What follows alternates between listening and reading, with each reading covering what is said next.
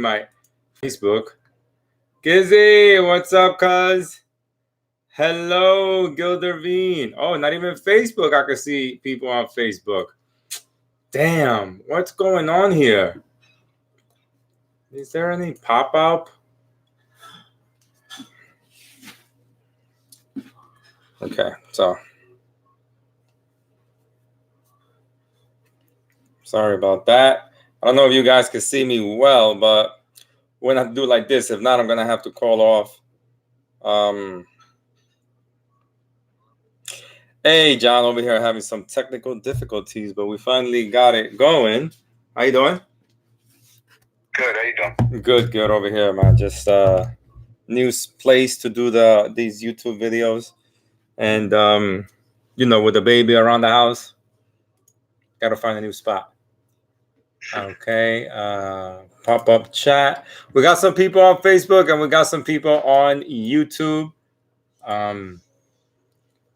Let me see. Let me see if I press refresh here on YouTube, on Facebook. Yeah, it didn't let me. All right, apologize, my people. I got 3 people. Please like the video and subscribe. Please like and subscribe for the video. I appreciate you very much. Okay, I can see myself now. Okay, let me mute that. All right, so we're going to talk today about car repossessions. Say hello.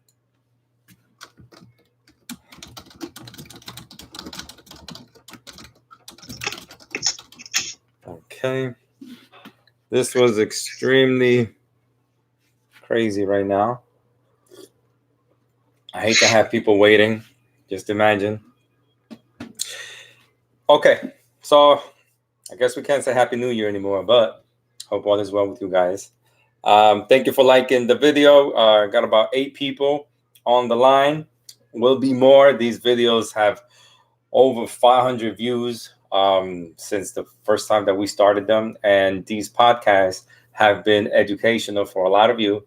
And a lot of you have been watching. So I just want to say thank you so much for continuing your education on how credit works. And if we can help you out in any way possible, please let me know.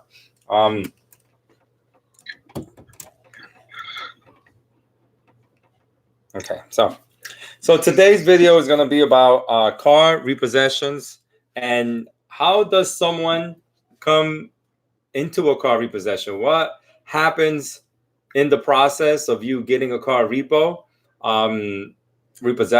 How you feel about it? Like, how was the experience of you getting in this situation? You having the vehicle, and then things happen, life happens. Now you have to navigate through what life has in front of you, this challenge where your car is going to get repossessed. And we're going to get into what repossession is, what involuntary repossession is, and all of that, because John is here. John's going to answer all your questions live today. If you guys have any questions, please ask them on the comment section. We're going to get to you. But first, I want to say hello to John. Thank you for being on the air, John. Yes. Okay, so right now we're going to talk about how does someone come to being in a situation like a car repossession, John?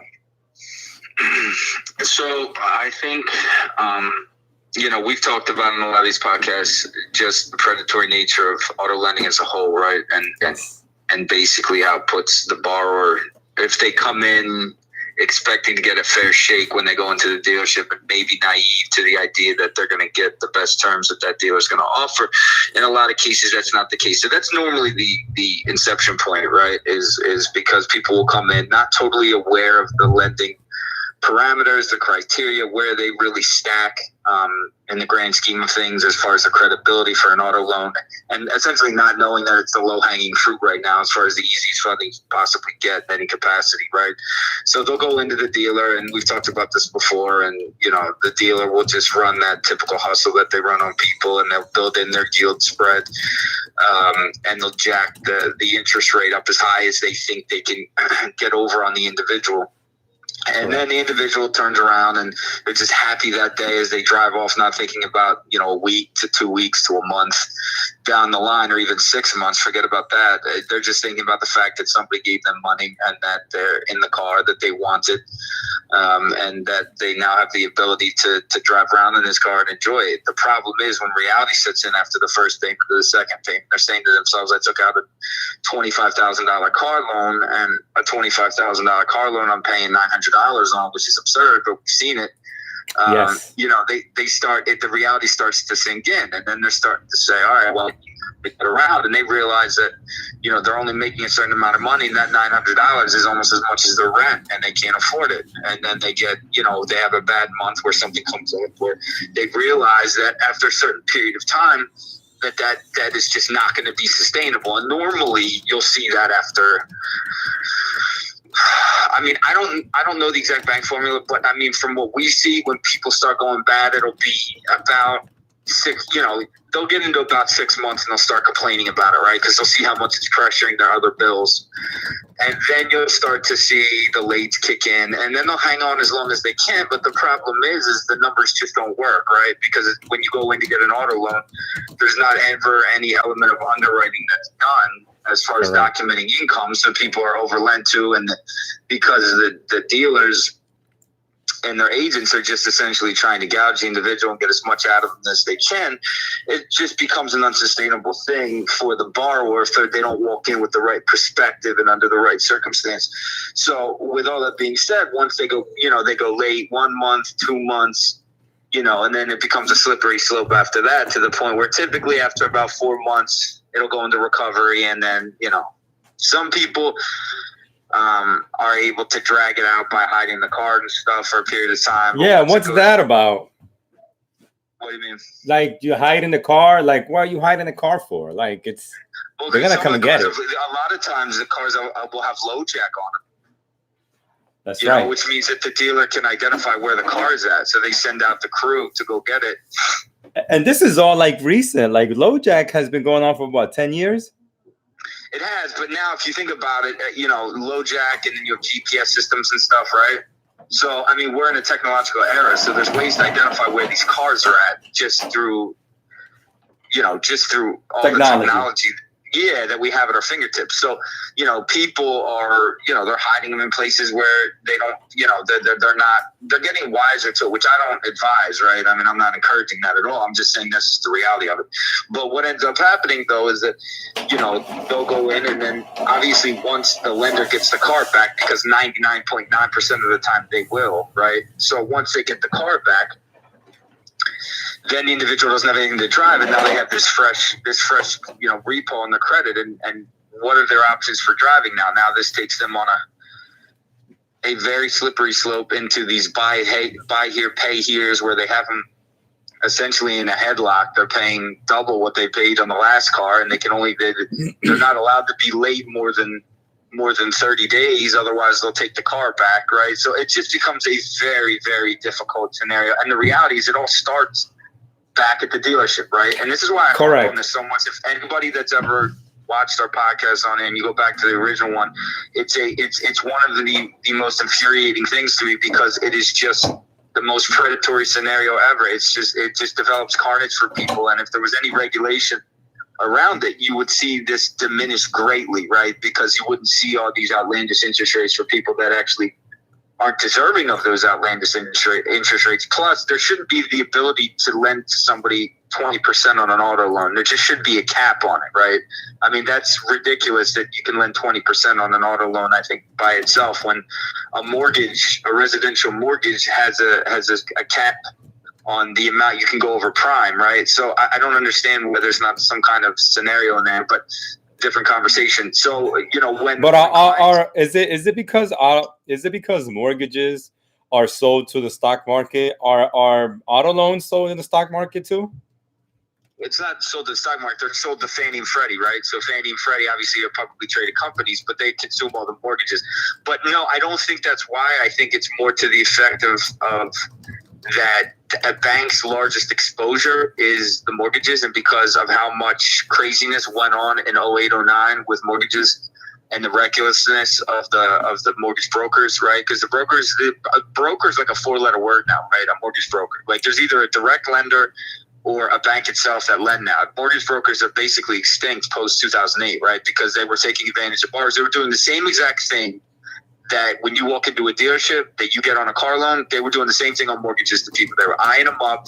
They were seeing where they're at. If they seemed like they didn't know, they built a yield spread in. They completely cremate them on closing costs with points and such. So obviously this hurt the bank's ability to get these loans functioning because the same exact process happened, right? It just happened on a larger scale because, the difference between a $30,000 car and a $400,000 house, right? It's a lot more exposure to the bank. Yes. So the banks, Dodd-Frank was kicked in as a result of all the stuff that went on. And as a result of Dodd-Frank, they put a cap on the amount that, a lender can build a yield spread in over prime. So, I mean, it's really competitive now and you don't see that. But when it comes to auto loans, I just think that, there's a number of reasons they haven't done it.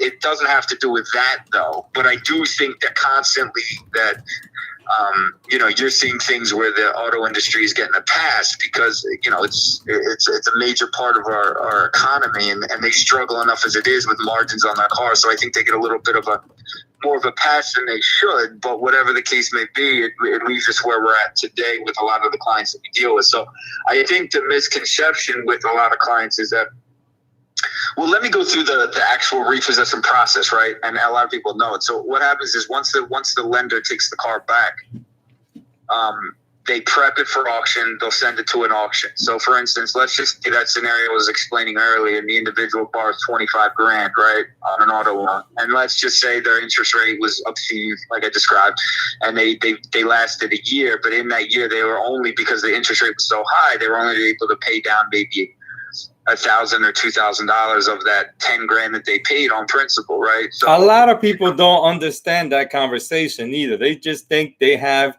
one payment, $900, $800, and I'm making payments on it. But then when it goes time where the car goes into that situation, then they go, how much have I spent or how much have I paid down my car? And they're like, I haven't paid anything, right? Yeah, when the interest rate is high, because we talked about this in the previous one. So what happens is all loans, the interest is front loaded. The banks aren't stupid, right? So what happens is the backside of a loan is almost entirely principal, right? And the front side of the loan is heavy booked with interest. So if you have a 20% interest, or let's just give something realistic. Let's say it's a 15% interest rate on an auto loan, right? And you make a payment of $600. Chances are 90% of that is going to that 15% interest. Oh, wow. And 10% of it's going to go towards principal. That's why over the course of, let's just say a $700 payment, if you're paying 15% interest, you're going to pay about $70 of that is going to go towards principal. And after a year, you're only going to have paid down $1,000. You're going to ask yourself why. And the reason is because the bank's saying, I'm lending you this high interest. I want to make sure I collect if you go back because the risk is high, right? And they do this with all loans. They front load, they want their money up front, and then you pay out if they make it to the back side of the loan. You pay, essentially the pay down on principal becomes aggressive. But in situations when it goes into repossession, using that scenario, the bank takes the car back, they prep it for auction, they take it over to auction, and they get whatever they get. Now, obviously, this is a highly discounted number. It's somebody that's coming to buy it as an investment, so you're not getting retail on it, but you don't get to choose because the bank wants to liquidate, get as much money as they can, as quickly as they can, and they add in all the fees that go with the auction because there's a fee to go with the auction, a fee to transfer it, a fee to pick it up. So even if you owed, like in the example I was giving at $25,000, you only paid down $1,024. Chances are, by the time they get done selling it, the fee, the amount outstanding, even if it was 24, after all the fees for the auction, will probably jump it up to 26, 27,000, and then whatever you get for the sale of it, which is normally a small pittance compared to what you paid for it. In that situation, I bet you get $9,000 on it. They'll take $9,000 off the 26, and you'll still owe 17,000, and they'll send you a bill for deficiency, which essentially means that there's an outstanding balance even after the charge off, and they want that money. And they'll essentially go to try and collect, and they'll do it in house for typically about a month or two. Yeah. And then if they don't make any progress there, they'll turn around, sell it to a collection company like any other defaulted debt would, like an unsecured credit card or whatever the case may be, and then the collection company will act. And in a lot of cases, if you're a collection company and you get these high dollar debts, right, $17,000, $20,000, $30,000 debts, you're buying that for 1 or 2 cents on the dollar. So if you get in the mind of the individual that's investing in it, you're saying to yourself, man, I just got a $17,000, $18,000 debt, and I only paid $1,500 for it. You're gonna go after that debt, right? Because that's a big number. That's not like getting a medical collection for $65, right? I mean, not that that's small, but I'm just saying, relatively speaking, you're gonna be more motivated for those high value debts, because the reality is they bring in the money. Because when they buy these in bulk, everything they bring in is all profit, right? There's no ongoing costs to them for having that debt. So the point I'm trying to make is, you typically see collection companies aggressively pursue these, and they aggressively pursue them for a long time because of the size of it, because they want to collect it. So, in those cases, I don't think people fully understand why the amount is so high after, they'll be like, I made 2 years of payments. Yeah, but you made 2 years of payments at 18%, right? So, and then it went to auction, and then you got a crap number on it, right? And all this stuff took place after you gave up control because you couldn't afford the payment. The bank's going to do what's in the bank's best interest, and that's not to make sure they get the highest number on the car for the borrower that's not paying them, right? I mean, that's the last thing they're going to do. So in those situations, that's essentially what happens. Now, another issue we have, that we get questions on a lot, is you'll have situations where people will take out car loans and they'll say, you know what, I couldn't afford it, so I just gave it back to the dealership. Correct. Well, first of all, the dealership has nothing to do with that after you borrow money to take it out. So the dealership is essentially taking the car back. Yeah, great, we'll hold on to it. Correct. Right? But that has nothing to do with the lender. The dealership and the lender are two totally different relationships. There's no common denominator there. They're two totally separate entities. So you giving it back to the dealer has nothing to do with the lender. And anybody that's tried to do it probably learned the hard way. But people will essentially bring it back and say, oh, well, they'll figure it out. And then, what they'll find out after the fact is that the car sat over there, right? And somebody eventually calls the bank from the dealership, and they'll come get it, and the payments will still be owed, and it'll still go into default, and it'll do all that stuff, and they'll do the same thing they did before, where it's essentially an involuntary repo because you're giving it back, right? Rather than them having to come get it, so the cost is going to be less, and the bank's probably going to be slightly more amenable, but you're still going to get screwed. So I got a lady right now, John, Spanish lady. She's been having this car issue since last year. She talked to me about having a car, how she went over her head trying to get a Toyota Sienna 2018. All right, $750 a month. This woman got 3 kids, lives in an apartment. How are you paying $750 a month for a car with 3 kids and an apartment? I mean, that's crazy. I mean, I know you're thinking about security and, safety issue with the kids, but come on. But anyway, she called me and she was telling me about this involuntary repossession. So even if she takes it to the car where she got it from, the dealership is just going to stay with it, right? I mean, look, there's two different ways, obviously, to get a car. There's a lease and a purchase, right? Okay. When you lease it, right, and you give it back as an involuntary repo, in those situations for the leasing company, assuming that it's a little more favorable, right? Not that it's good, not that it will ever be good, but if she's financing it, right, they're two totally different entities.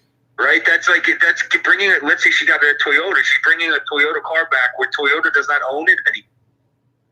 The bank now owns it. Let's say Santander lent her the money. So now Santander is looking for a car that they currently have papers on, right? And it's sitting at a Toyota dealer, which has nothing to do. She could drop it off at a gas station. It would have the same relevance, right? Because there's no relevance there. In any instance, what's going to happen is the lender is going to take the car back, and they're going to send it to auction, and they're going to sell it the same process, right? It's not any different. It's just essentially the fact that they're ultimately just going through the same protocol that they would actually go through. And people think because they're not dodging the creditor, or they're not, it's less of an aggressive scenario, and they're kind of correct. Yes, it's not. It's ridiculous. Think if you were lending money, right? Put yourself in the position of the lender, and you gave somebody $40,000 to buy a car, and they promised you they were going to pay you. And they, after 8 months, they said, you know, man, I can't afford this. I'm just going to give you the car back. And you know that car just lost probably $10,000 over that year of depreciation. So it's worth $10,000 less. They only made 4 payments. They didn't pay down the principal at all. And you're going to turn around and say, you know what? You're right. You're really nice, and you said it really kind to me, and you dropped it off at the 7-Eleven. We'll go grab it. And you know what? Since you were so nice to make it so easy on us, we're not going to come after you. That's ridiculous. I mean, there's no sympathy when it comes to banking, right? I mean, this is just, it's very binary. It's very black and white. So to assume that somehow, some way, you're gonna tug at their heartstrings is nonsensical, unfortunately. But there is, like I said, if you're leasing the car and somehow, some way, if you stayed within the miles and the car was able to stay within the residual value of what you were giving it back for, because when you get done a lease, the car needs to meet a residual value that's written into the agreement. So if somehow, some way, then you could probably dodge an enormous bill in those situations. But the leasing company may turn around and say F you. But that would be the only situation where dropping it back off at the dealership, because in that instance you're leasing it. So when you lease a car, you're essentially renting it, right, from the manufacturer. So in that instance, you're basically dropping it back off to them. And in those situations, that would be justified because that's the dealer. That's essentially where the car is going to go back to, right? Correct. So, this is for a lease repo that you can't afford anymore. Okay, so if it's a lease, then I mean, let me be clear. Okay. If it's a lease, the terms are more favorable if the car still has held up in value, right? If the car hasn't held up in value, you're still just a screw. And honestly, I'm speaking on a more screwed to a less screwed basis, right? As opposed to like, this one's bad and this one's great. They're both terrible and they're both going to impact you because the payments are still going to be due. The only difference is if you were able to give it back, and they're going to calculate a certain amount of payments on there that need to be paid. So there's going to be a deficiency no matter what. It's just not going to likely be as aggressive as when you go through a full repo when you financed it, because in those situations, the car is getting sold at auction rather than in a lease situation, the dealer's taking it back in possession. You understand what I mean? So they're going to take it back in possession, and they're going to have a certain value on it. They're going to screw you on, but it's not going to be possible for them to screw you as badly as you would get screwed if they had to take it back and sell it at auction, because people that buy at auction buy for so cheap. So correct, it's going to be at the detriment of the consumer. But I mean, either way, I mean, it should be avoided, right? And the scenario you just described, I mean, it sounds a lot like what I described, except she leased it. correct. Which in all honesty, is actually worse, you know. I mean, because people do it because they think that it gets them into the car cheaper, but in some cases, it's really not that cheaper. It's not that much cheaper, you know. And then they're stuck on. If you're a business person and you're leasing a car, obviously there's some significant tax advantages. But if you're a business person, you finance a car, you get to write off the interest, you get to write off the miles, you get to write off all this, you get to depreciate the vehicle, which you don't get to do when you lease it because you don't own it. So there's just as many tax advantages to owning a car as there is to leasing a car. So I know everybody's myth is that you should just lease and you get all the write-offs for the payment, and it's like, nah, you get just as many on the buy side too. But again, different conversation. But the as far as the repo is concerned, you get a lot of confusion surrounding people relating to the involuntary and the voluntary repossessions. But you definitely, typically on the lease side, you're not going to see it get sold. I haven't seen it get sold to a collection company, because in those instances, they'll normally service it because it's not to the significant amount, right?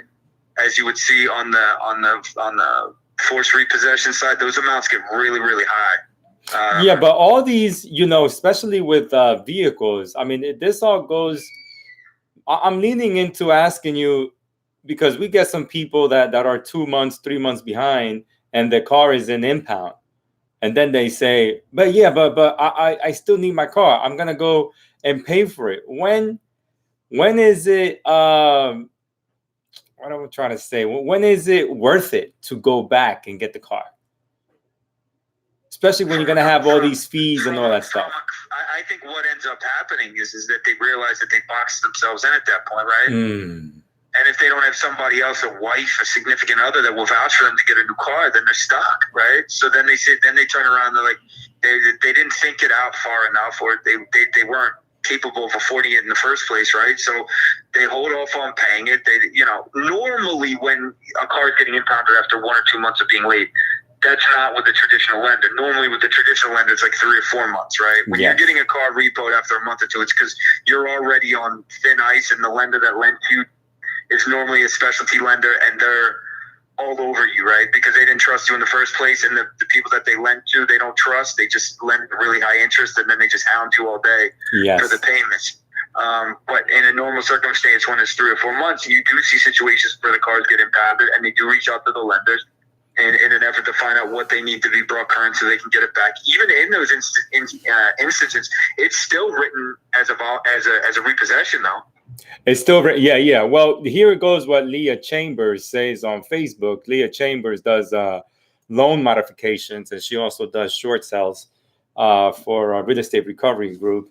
She goes, voluntary repo is still a repo, though. The only thing being saved is paying the actual repo fee. Sometimes lenders still have to collect the vehicle from impound, so they still have that fee from impound. Well, if they're impounding it, right? If you take it back to the dealer and it's a Toyota lease, and you take it back to Toyota, it's at the dealer.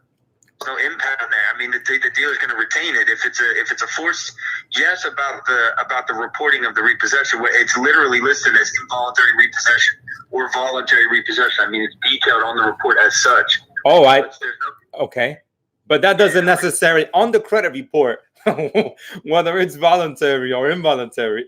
That's bad. That's still bad. No, they're both real bad, right? That's why I said there's no positive to either one of these. This is bad and worse, right?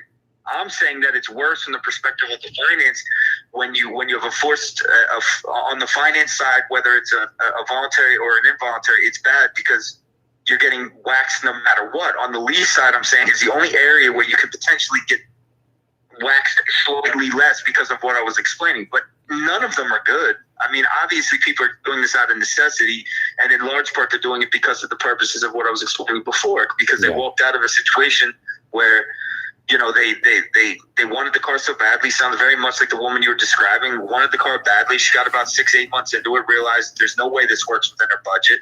Correct. Right?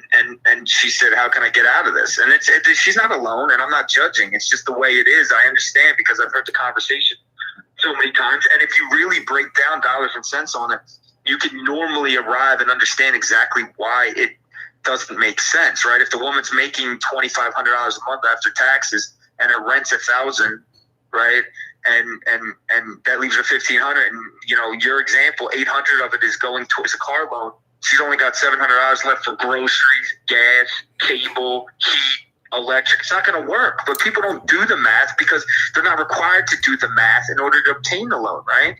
So they're not doing the math for themselves. 90% of people in this country can't put a budget together. No, John, we need to have a video just on doing the math to get a car to see if it makes sense for people. But here's the thing you got to understand, though, is that it's not the psychology of the consumer, right? It's not what they do. It's a very, very spontaneous, impulsive mentality. The majority of the consumers, so they'd rather. Tax season's coming up, Jay. I want to show off. Hello, I'm gonna go put down payment $3,000 on a vehicle. I'm gonna be chilling. That's what I'm saying. Come springtime. We could make an entire series on what you could do to avoid the car situation, right?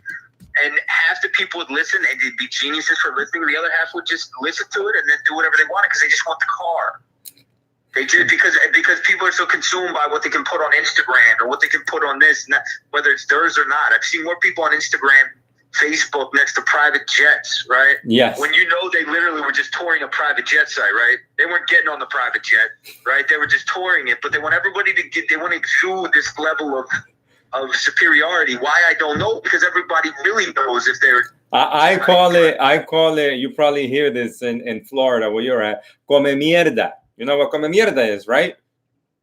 No, what is that? It's when someone's full of shit. Like a whole bunch of Cubans always say come mierda.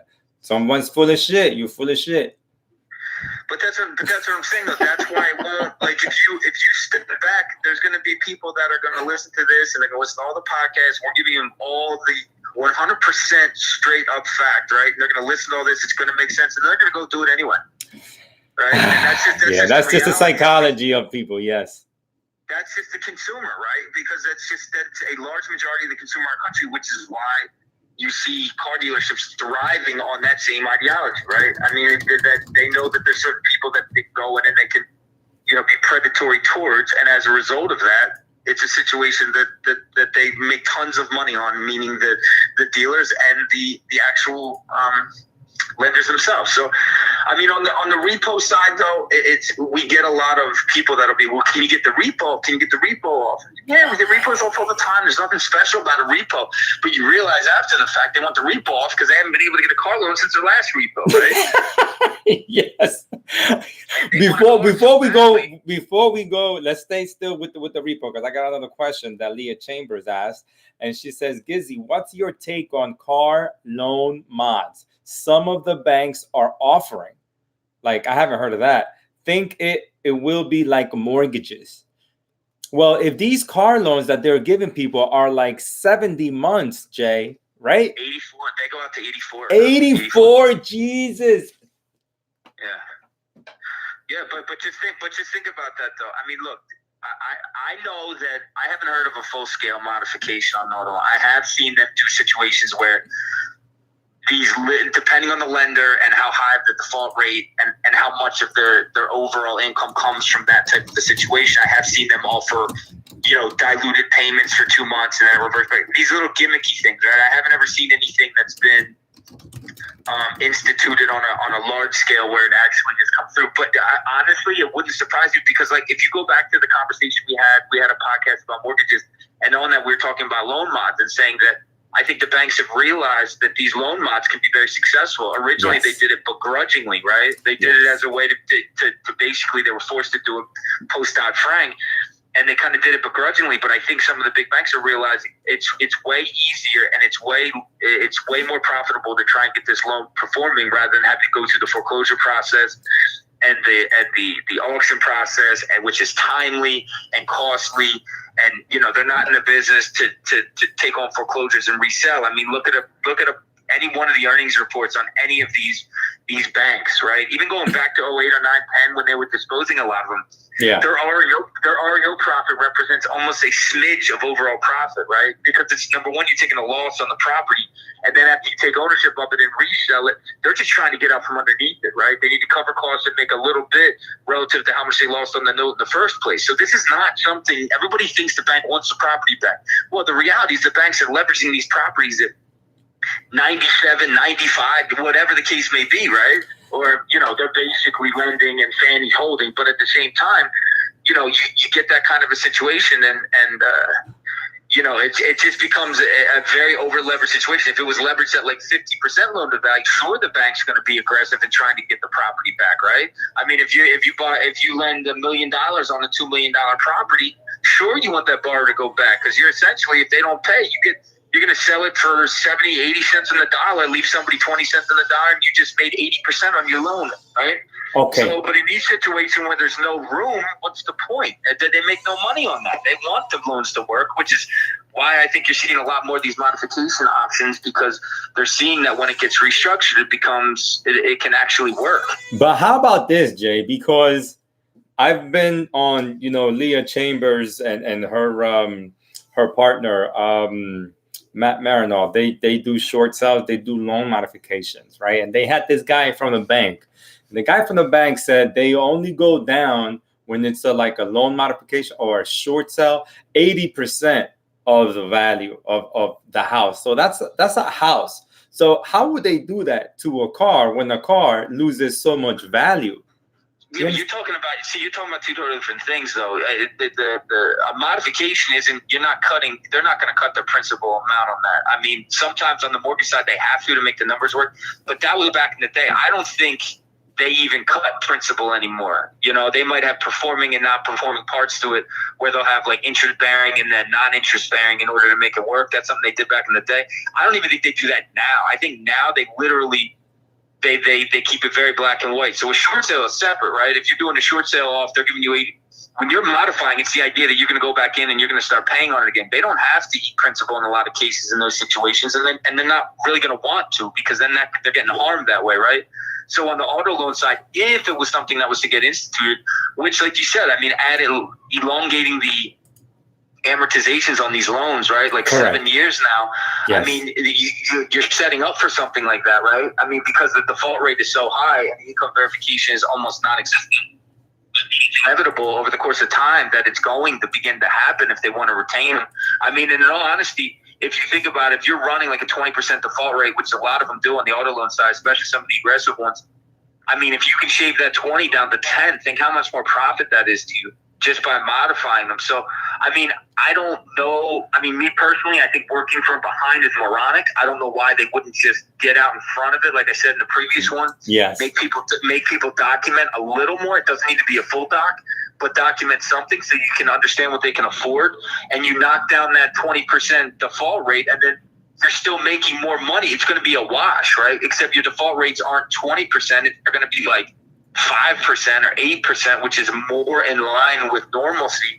And you're still going to make the same amount of money, even if you don't originate the same amount of loans, right? It's just going to be more tactical in what you're putting out there. So, I mean, I don't really understand why they don't do that. I won't ever understand it. But, I mean, there's nothing about the auto lending industry or the auto buying process that is logical in any capacity. So, and normally in situations like that, it's because it's forced. And, as a result, this is what we see. So to comment on what she said, I think that. Well, she said you were totally right about, no principal reduction, all gone. And she says, too bad they won't let the car industry do short sales. But yeah, exactly. They do. It's an auction, right? I mean, well, they'll take it back. It's an auction. Correct. Yeah, they'll just auction it once they get it back. But I mean, I think it's inevitable, though, over the course of time that I guarantee that will happen. Whether the idea behind the loan mods is. So Jay, let's. I mean, do you know anything about what the bank would lose on a vehicle, especially because we know the car is gonna get sold in auction, right? But do you have an idea of how auctions work? Of what the Because if they're letting it go for 20 cents on a dollar. No. You're confusing a couple things here. So what happens is that let's go back to the example I was started with. So let's say it's a $25,000 car, which is probably, or the loan they took out was $25,000. That's what they bought the car for. More than likely they overpaid for it because they got taken advantage of, right? So after a year, right? After a year paying at 16% interest, they've only 1,000 of it's gone up. Of those 12 months, 1,000's gone towards principal. So that 25 becomes 24, right? Okay. So now you're at 24,000 and they've taken the car back because you stopped paying, right? So essentially what happens at that time is now the bank takes the amount that you owe after the fees and the interest and the auction fees, so on. Let's say it balloons to $27,000, right? Okay. And they sell it at auction. Now that asset, assumably, if you bought it for 25 after a year, if you didn't destroy it, you would think it would depreciate. I would think, I don't know, maybe $5,000, something like that over the course of a year. But here's the problem. So if you went on Kelley Blue Book or something after that period of time, you'd probably see it's worth 20, right? Correct. But they go and take it to an auction because that's the most liquid environment they can unload it in, meaning they put it at the auction, they get the money like a day later, right? Oh, okay. So they go and sell it at the auction. The individual buys it at the auction, has to post the money to get it. They get the title. Done deal. It's a very quick transfer, because everything's sitting there at the auction. So then they get $9,000 on the 27 that's owed. Okay. So now that car has been sold to somebody else. They got $9,000 for it, meaning the original lender, but there was 27 that they were owed. So there's the difference of that is $18,000 roughly, right? That's a deficiency balance. Yes. That's where that number comes from. So they turn around. That $18,000, they'll try and collect it from an individual. They'll do, typically, like I said, auto lenders will service it for 2 or 3 months and see what they can try and squeeze out of the borrower. But they're not in the chase game, right? So they don't chase you around. More than that, their loss mitigation is much smaller than it should be. Honestly, it's another puzzle to me. But whatever the case, they turn around, take that $18,000, assuming they get nothing from the borrower after it gets sold, and they'll sell it to a collection company like an unsecured debt, right? Yes. Because essentially at that point it is an unsecured debt because the car is in somebody else's hands now, right? And they'll turn around and they'll sell that to a collection company for 1 to 2 cents on the dollar, and sometimes 3. So 2 cents on the dollar on $18,000 is $300. So they'll turn around and they'll sell it for $350, $400. They'll sell it with a bunch of other ones. And the collection company will now have potentially the ability to collect on $18,000, $19,000 at that point for only a $400 investment. Ooh. Yeah.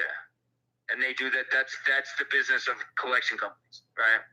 So this is what I'm saying. So now you get in a situation. This is why the collection companies are so aggressive with these particular high amount and high principal loans, is because the margin on them is obscene, right? You just spent $400 to potentially collect $18,000. Even if you collect half of that, even if you collect 30% of that $18,000, it's like a 10,000% return. Yeah. Right. And even if you and the guy that's on the other end, if you're like, look, man, you owe me $19,000. I'm in a good mood today. It's Friday. I'll settle for 40 cents on the dollar. That guy thinks he's getting a deal, right? He doesn't know the deal you got, right? He doesn't know that you own it for $400 and he's paying you 40 cents on 19 grand, which is like, that's like $8,000. You just made $7,800, $7,500 on that one account. You understand what I mean? Yes. That's crazy. So that's why collection companies like Portfolio Recovery, Midland Funding, the ones that do it right, and they buy in bulk and they're well capitalized, and they're not like, for the most part, they're not the shadiest of the shady. If you ever look at the profit figures, they're obscene. I mean, most of them, I know Portfolio Recovery is publicly traded. I'm pretty sure Midland's publicly traded. I mean, there's reasons these companies are so large, right? It's because they make a boatload of money. Even if you get a portfolio of 100,000 loans, I think that the going success rate on those is around 37, 38%, right? Roughly. So that means if you bought 100,000 loans, right, at once, you'd expect to collect on 40,000 of them, right? Which that's after taking your discounts and your settlements and everything. But think about that, right? If you bought, let's just say, of those 100,000 loans, right? Do the math. Let's say you paid $1 million for them. Well, let's say they had $1 million in principal balance, right? That means you spent roughly 10 grand, and you collected on 40% of that $1 million, which means you spent 10 grand to make 400 grand. Whoa. Right? Whoa. Yeah. Yeah, that's what I'm saying. The margins are obscene. They're absurd. They're insane. That's why I'm saying that, what people don't understand is that when you have a debt like that becomes so attractive, that, they're going to hound you. And that's why you're going to get hounded on hounded. Think about the guy who's working on commission at Portfolio Recovery, or even if it's a smaller one, he makes a chunk of that. He makes a piece on a commission of that. That's why they're so aggressive on those big ones, right? Like if you're somebody that has a larger amount of collection, that's why you get called every which way, because, the objective of them is that they're seeing the dollar signs because the sales guys make a commission on whatever that they settle. And obviously there's motivation for the actual collection company themselves as a whole, not just the actual agent that's on the phone, because of the amount of return that comes with some of these larger amounts. And typically these larger amounts, not entirely, but in large part, a lot of them are auto loans, because typically credit cards, the average credit card, individually is not that high. You know what I mean? Yeah. The average credit card is, on average, is typically lower. So, it can become a tough cycle once an individual gets in that kind of a situation. But all we keep trying to explain is it can be avoided, right? If you get it, more than likely, if you can get into a car loan at 15% at the dealership, likely your interest rate is probably closer to like 8 or 9%. That's the reality of it, maybe 10, right? Yes. And in that situation, that means you could have got financing, A, that was more sustainable, but B, if you just did a little bit of research and legwork and kind of followed what we detail on how to approach these things, I mean, you could have come a little more prepared. And I think that's what we want to avoid, because until any regulation kicks in, this is just the reality of life. That's not going to change, right? And the fact that somehow the auto business evaded any regulation post 2008, 2009, when every industry got hit, right? Didn't they get bailed out too? They did, the big ones, but I'm saying how they evaded with that bailout. Typically what happened was the government said, we're going to give you money, but here's what's going to happen, right? So it wasn't just like, Dodd-Frank came as a result of, we gave you all these billions of dollars. Now this is what you're going to do because we gave you this money, right?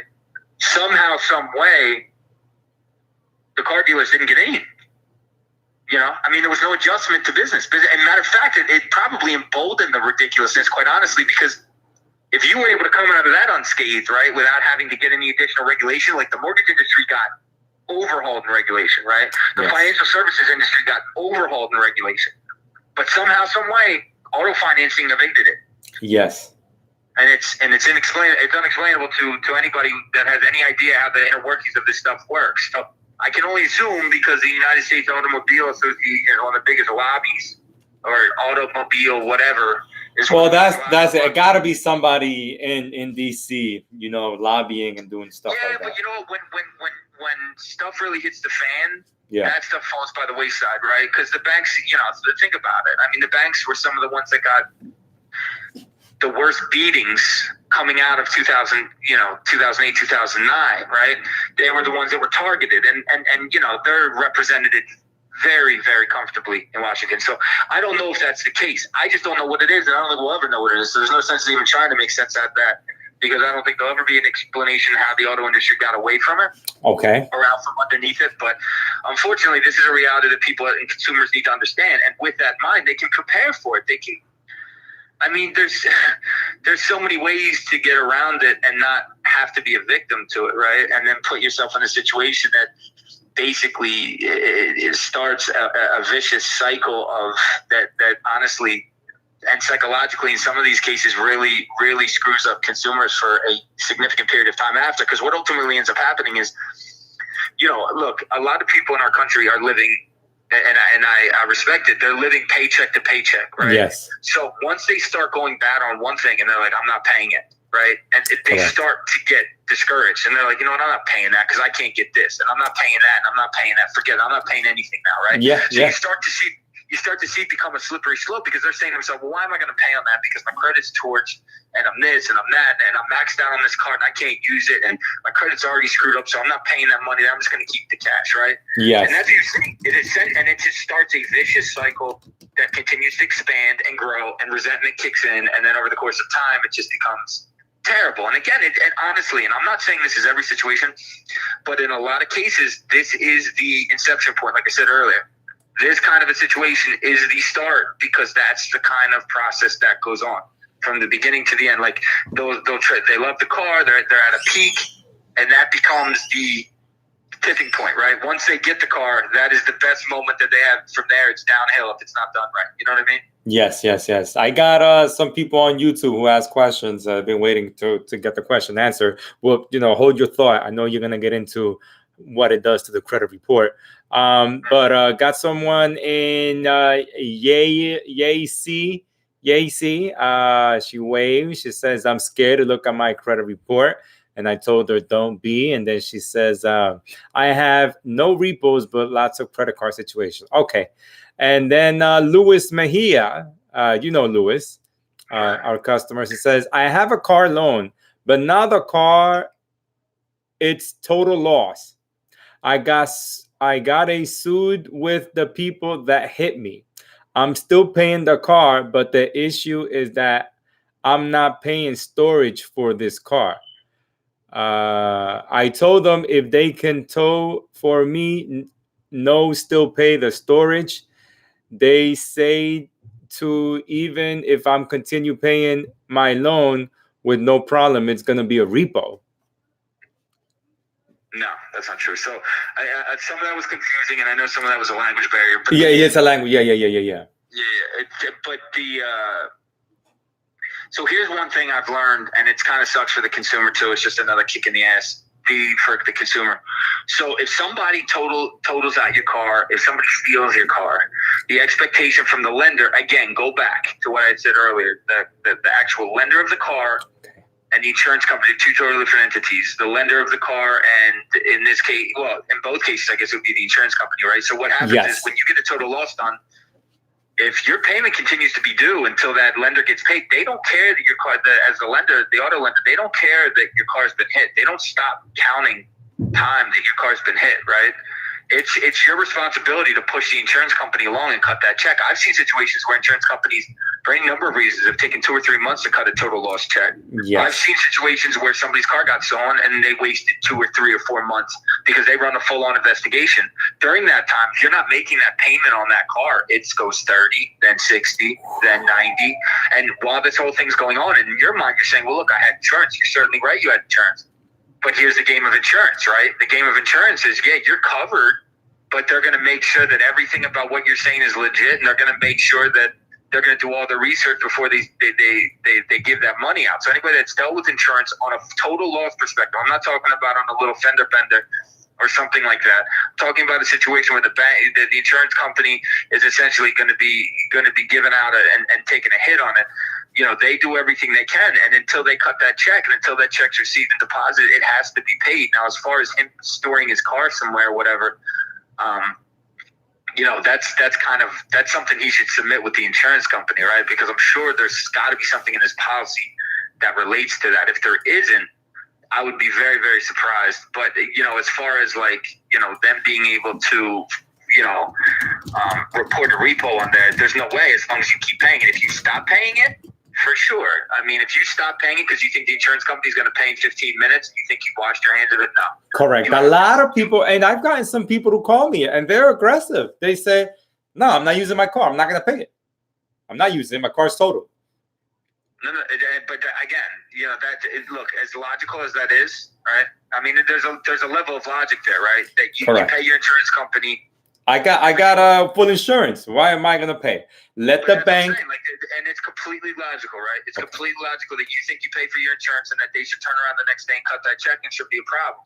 But unfortunately, there's a lot of other variables that go into that, right? When there's a total loss, that they want to make sure before they cut that check that all the I's dotted and the T's crossed, and that this is truly a total loss, right? And that there's not anything going on here that could evade it, or that they're not going to overextend themselves on. So in some instances, they take a little longer to cut that check. And if that's the case, your payment rolls over, you got to make it, or it's going to hurt you. But I mean, I understand the logic. It's sound logic. And that's why I said earlier, before we even got into this, I said it's just another example where the consumer gets kicked in the nuts. I mean, it is what it is. I mean, in a normal functional world, if you took out auto insurance, you would naturally assume that the insurance company, who you've been paying forever, would make that payment in time for you, and they would make it expeditiously, right? It just doesn't happen like that. And again, the one time I've seen them take a while, the times that I've seen a car stolen, it takes a while, because I mean it's logical, right? They want to review the investigation, they want to do their own investigation to make sure somebody's not playing games and stuff like that. So I get it.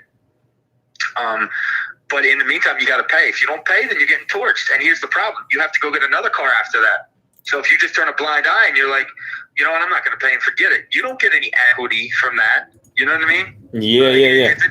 If it's a total loss, they're paying off your loan. They're not turning around and giving you more money. Now, if you don't owe anything on the car and there's a residual value that was left on the car, you'll get a check. But I assure you, it's not going to be some inflated number. You know what I mean?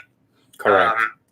It's going to be something, whether it helps you or not. So I would encourage people, if they can, to do that, because otherwise, like I said, if you lose that car, you still got to go get another one and ultimately get more financing. And if your credit is walking into torch territory, I mean, you're not getting it. So you're putting yourself in a worse situation just based on emotion, which can be avoided, obviously. Correct. Damn. So Louis, if you need us to, explain this to you, if we didn't get to your question, if you didn't understand what we're saying, we could get on the phone and explain it to you.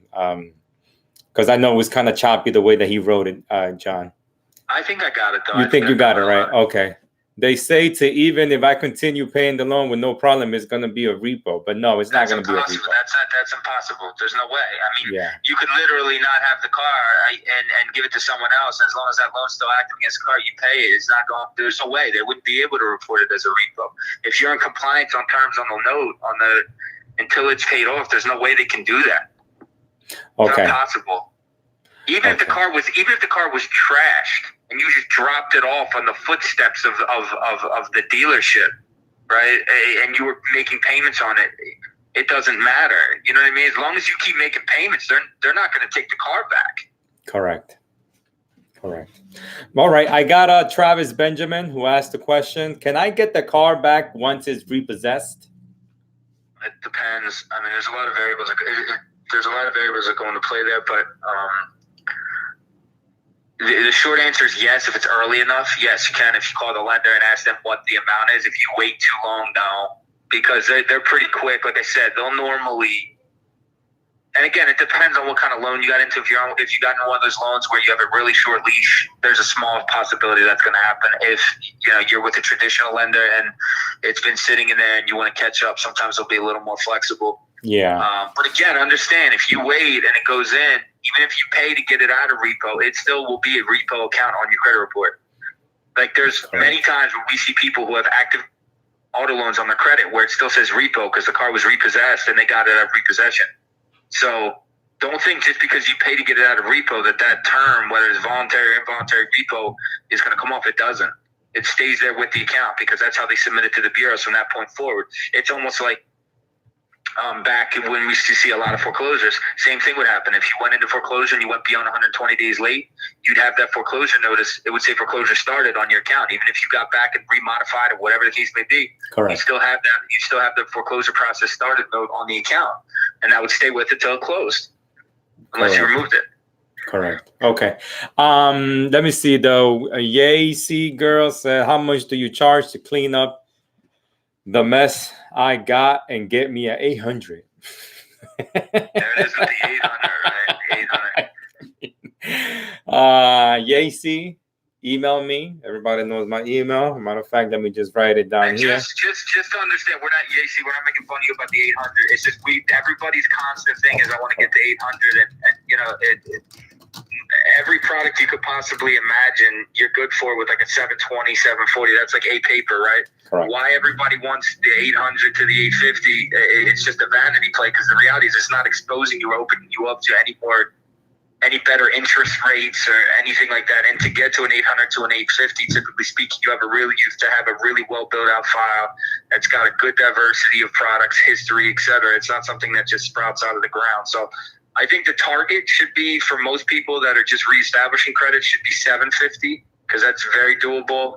And I think over time, 850 is definitely plausible. But I know a lot of people, in an effort to advertise to bring business in, go out of their way to try and push the 850 like it's common. I can assure you, we look at files all day, every day, good, bad, or indifferent, and an 850 is the top 1%. Right? Correct. So to get in the 800 range is the top 1%, and you it's not a common occurrence. As much as media and advertisement wants to tell you, it's not a common occurrence. It gets done. It's just not a common occurrence. So the 700, anything over 720, 740, for any kind of product you're trying to get is typically A paper, meaning that's where you're getting the most ideal rates. Anything above that is a vanity play. Not that I don't get it. I understand the perspective. I'm just saying if you're going to set your expectations, set it there because that's probably where you're going to level off unless you have a lot of good history and a lot of diversity to the file. Well, they could take a snapshot of their 800 and share it on Instagram and Facebook. Yeah. A lot of time these what is it? These in the private plane. Oh yeah, on the private plane, okay, and then you take a picture next to the Ferrari they just got out of. Correct.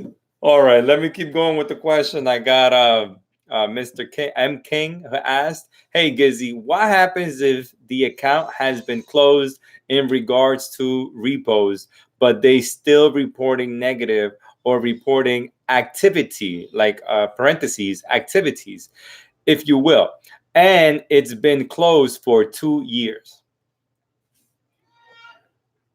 He'd have to be more specific what he means as far as activities. Now, if they closed it, and it's showing a balance, that means it's still on their books, meaning they didn't resell it.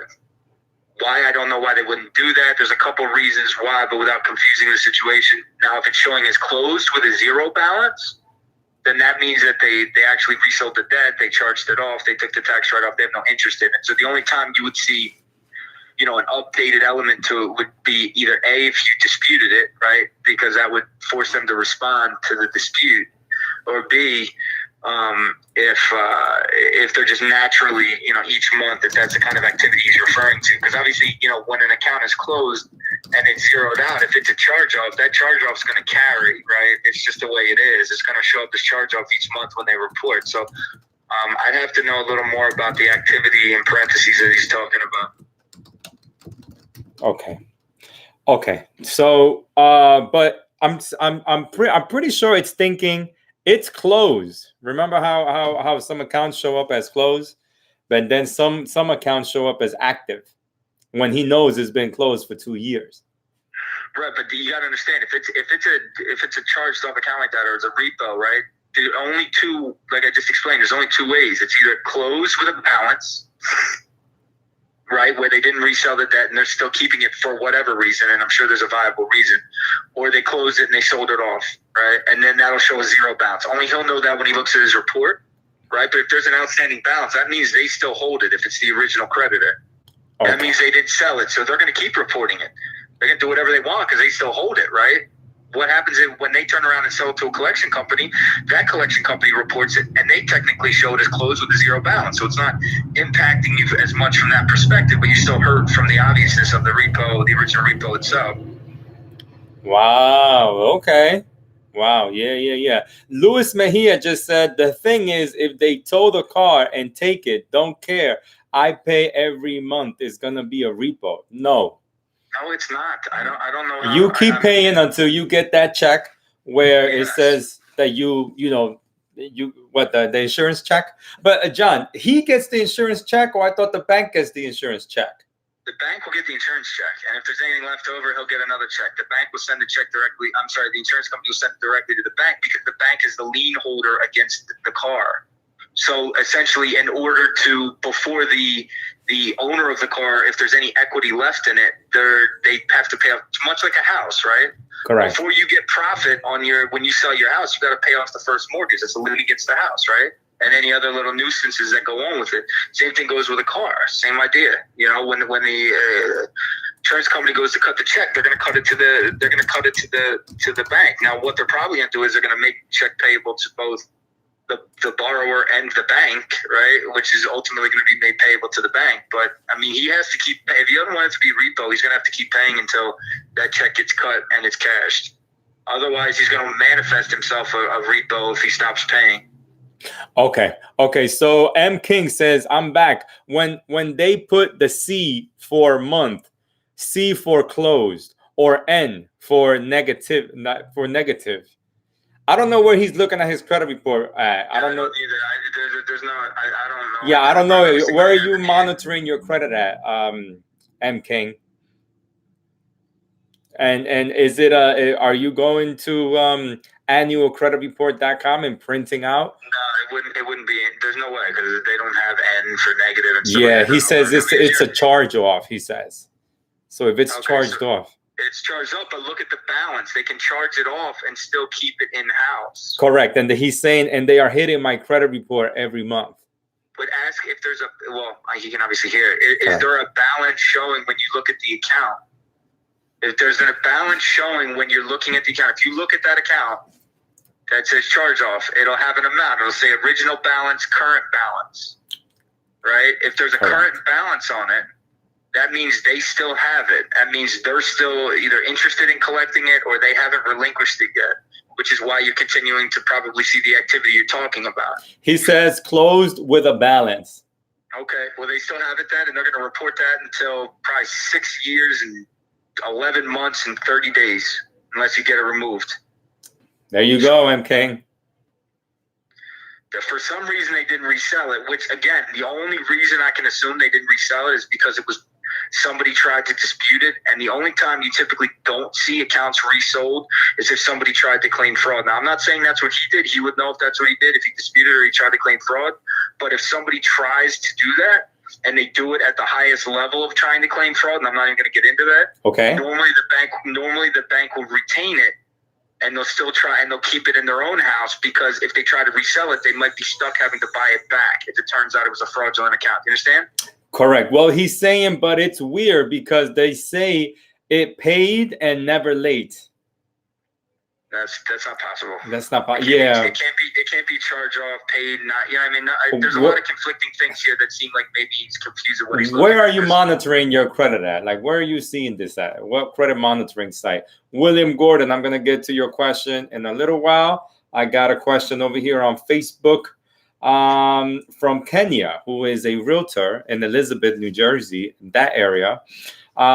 She says in Spanish, es buena idea comprar un carro a crédito cuando tienes una deuda de college. Okay, translate Jay. Is it a good idea to buy a car, finance a car when you have college debt, when you have student loans?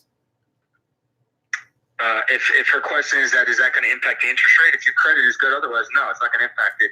If the question is relating to if her accounts are in it's kind of a loaded question, because if your accounts are in forbearance or deferment and you're coming out of that soon and you're concerned that you may over-lever with a new car, there's a lot of variables there to answer that question. But just from a perspective of, is that going to impact your ability to get a car or in any way impact your interest rate because you have student loans? No. But it will impact how much of a car she could get, because it's going to show. Not really.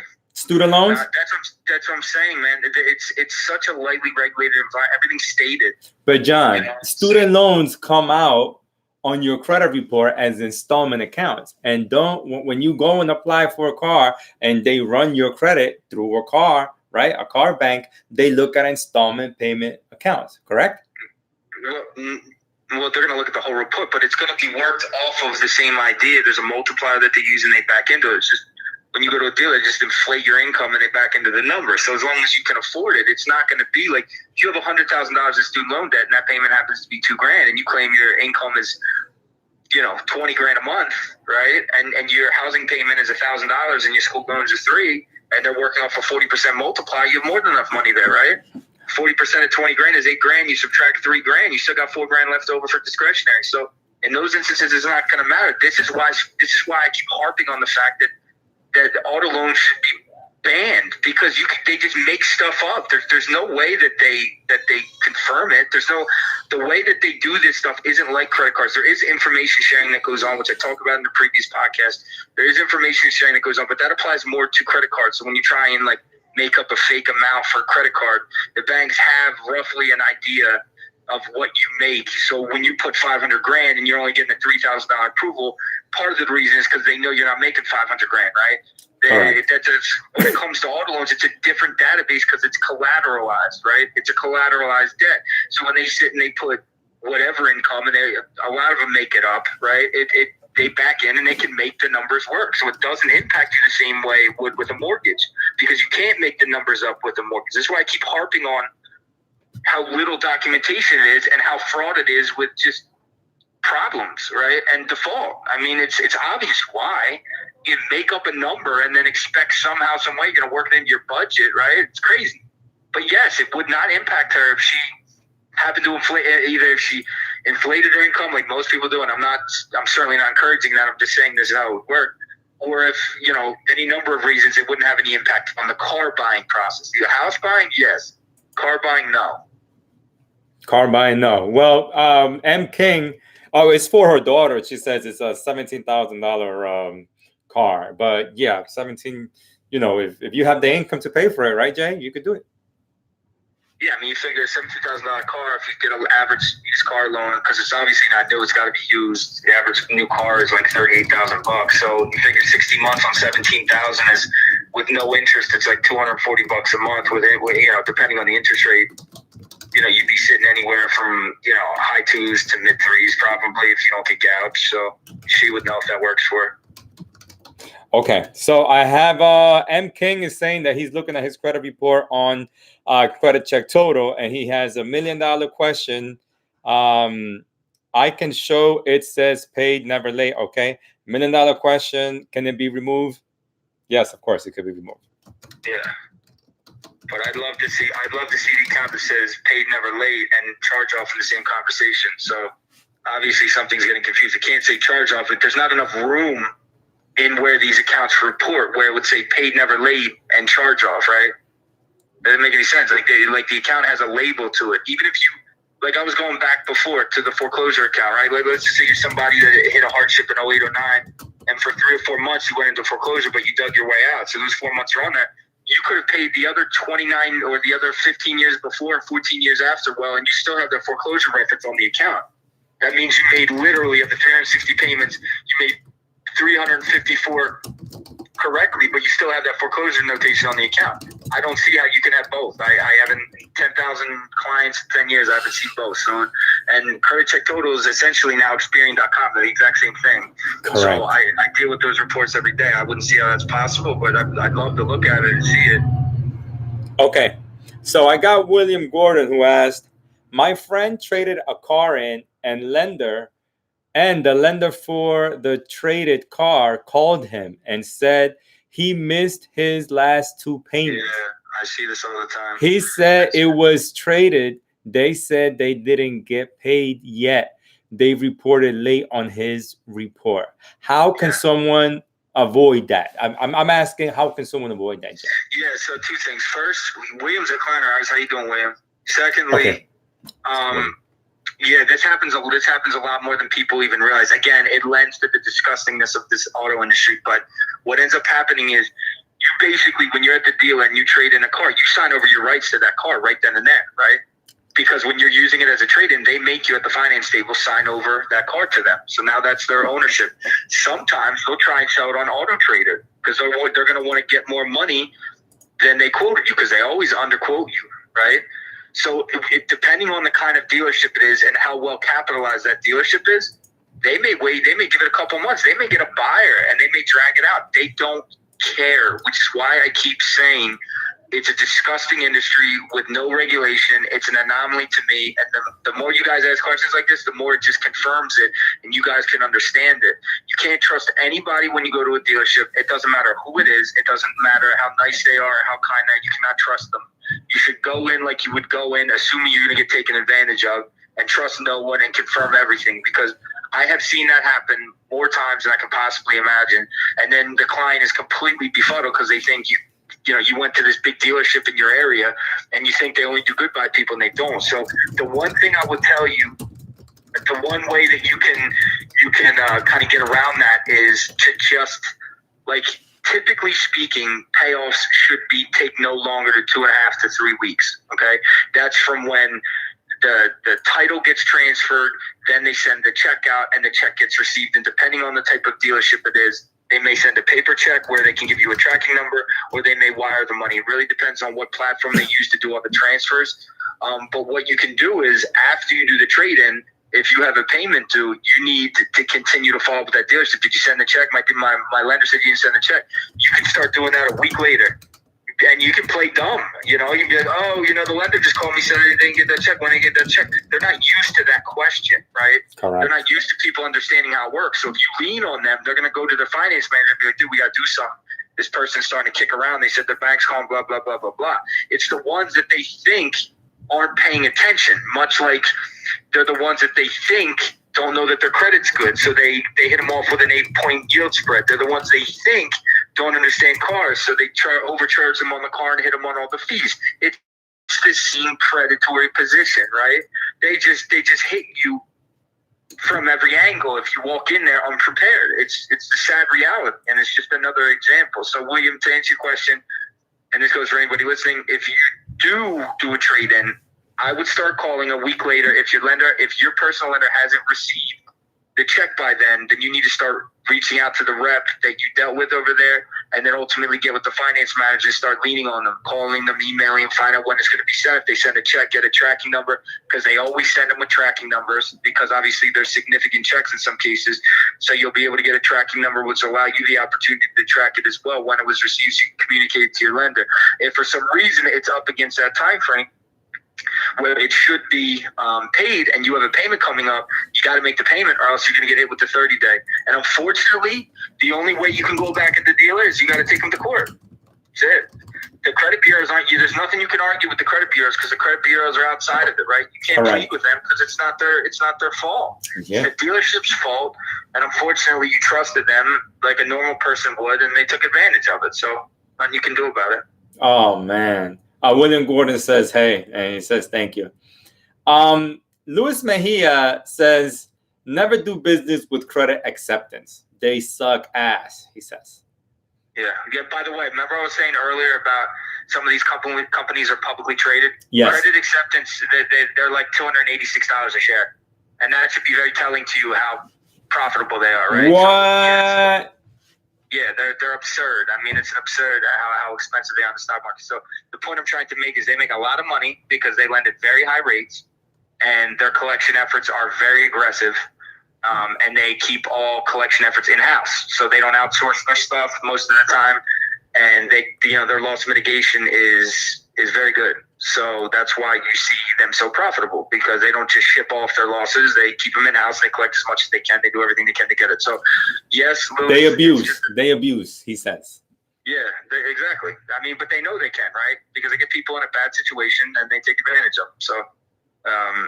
They're one of the highest and most flexible lenders on the auto side, highest interest.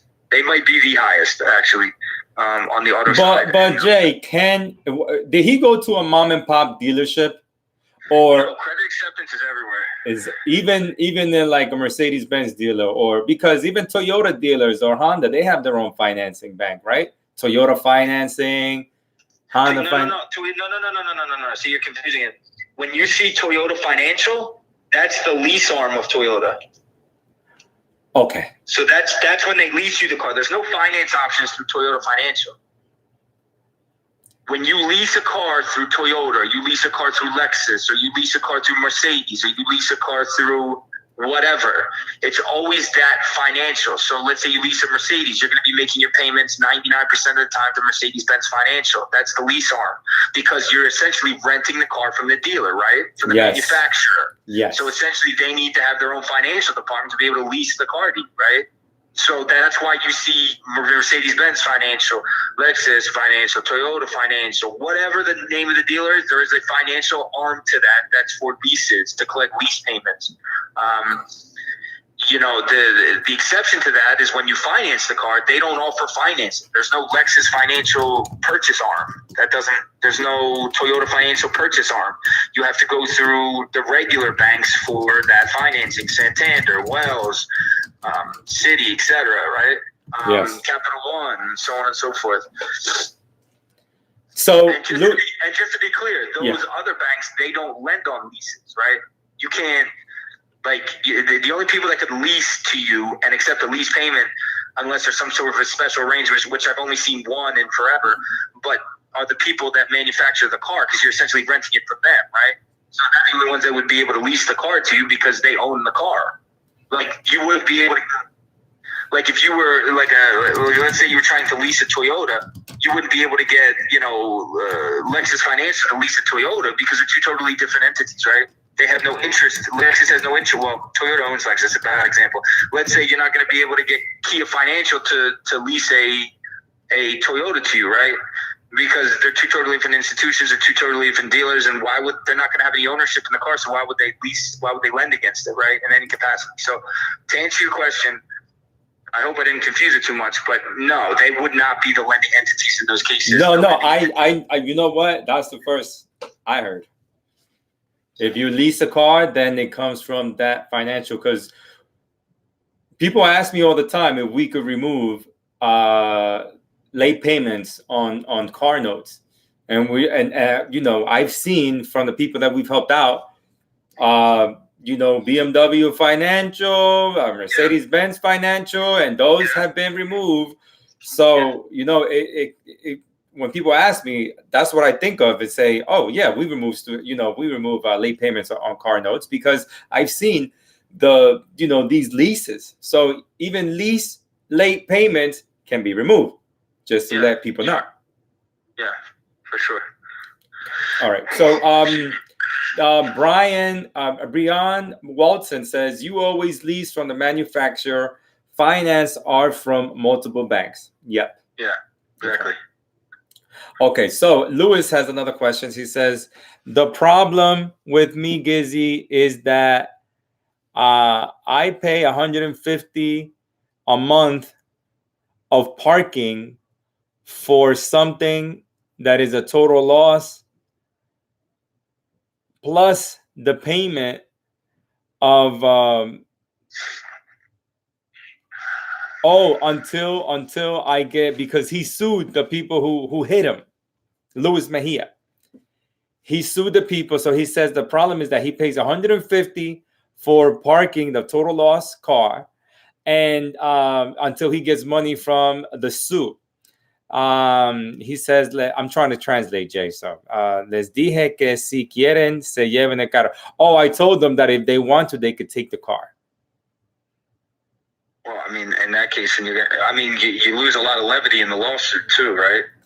So, I mean, I don't know if that's wise. If you're giving up a car that you need as evidence to claim, to validate your claim, I mean, I don't know if that's wise. Yeah, he says, don't keep paying, Louis. Keep paying, because the car could be something that they could go back to, take pictures, go back to it. Of course they're going to do that. Of course that's what they're going to do. I mean, that's your key piece of evidence. I mean, you give it up. I mean, you might as well just close the case down. I mean, I would not. If you can afford to keep doing it, I would do your best. I mean, unfortunately, this is what happens when you go the legal route. Oh, and he says that, for me to save the rental of where the car is at, they told me that even if I have 2 years of paying them, it would be a repossession if I stop paying the parking for where the car is at. That I don't know, Jay. I think he's that's somebody just threatening him. That's nonsense. That has nothing to do. That has absolutely nothing to do with the auto loan note. So one has nothing to do with the other, and they can't incorporate that after the fact. You know what I mean? So I mean, that's not something you can add in later. So it sounds like somebody's just trying to scare him. Another example of a scumbag from the sounds of it. So like somebody trying to scare somebody that's on their heels, like Lewis is right now. So yeah, that's my guess and my interpretation. But Lewis, there's no way they can add in that fee and somehow turn it into a full-on that this is not reality. I'm sorry. Now, if you stop paying on the note and the note amount, obviously that'll put yourself into a situation. But I'm hoping somebody's not a scumbag trying to take advantage of you, but it sounds like somebody was trying to scare you. So correct. But that's Lewis. not the case. Lewis, if we need to get on the phone, we could do that because you're a customer of ours. I got a question from Mari from Facebook. She says, what about credit card settlements? Does that affect your score? No, does nothing. Does nothing. Does nothing. So it doesn't matter the size. So you settle a $50,000 credit card for $10,000. If people think the size of it might help? No, does nothing. Once you get into collection, okay, and those rates start rattling off, and you're at that point, whether you settle it or you ride it out, the difference in points may be a couple. People think, a couple meaning 2, 3. Yeah, exactly. A couple meaning 2 or 3, and it might not even be that. So correct. I think there's a lot of misconception. I've heard a lot. That's a lot of myth. Is that a myth? We got to do a video just on myths. But would people listen? You tell them about it and then they go do it, right? So it's like they got to test it out. They just can't take your word for it. But whatever the case may be, when it comes to the original question she asked was, with settlements, does it raise your score? And does it affect your credit score? Well, meaning if it's going to go up or down. Does it affect your credit score? Yeah, it doesn't. It's not going to do anything for your score. And a lot of the stuff we get from clients when they first start with it, they don't know any better. They're like, oh, well, I paid that collection, that should be off. Or I paid that account, that shouldn't be on there. No.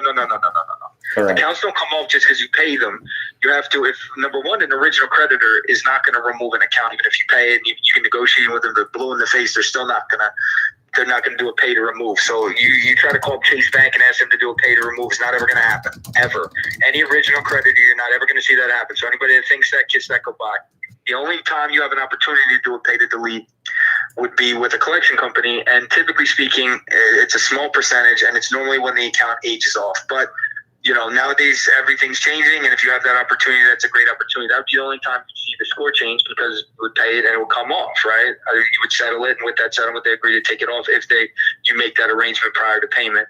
But other than that, if you just pay it and settle it and don't have them agree to remove it, it's not doing anything for you. Correct. Okay, so wait, let me just finish one more thing before to finish that point. It is doing something for you in that when you pay it and settle it, obviously it's not going to continue to linger out there. So we don't tell people not to pay their bills. So obviously there is a positive to that. But from a scoring benefit, it's not going to do anything for you. So go ahead. No. It's you answered the question. Yeah, I mean, it doesn't. I tell people all the time, just because it's not going to do anything. Just it's still. I believe that the wording on the credit report, is that the case of why it won't do anything to your credit scores, Jay?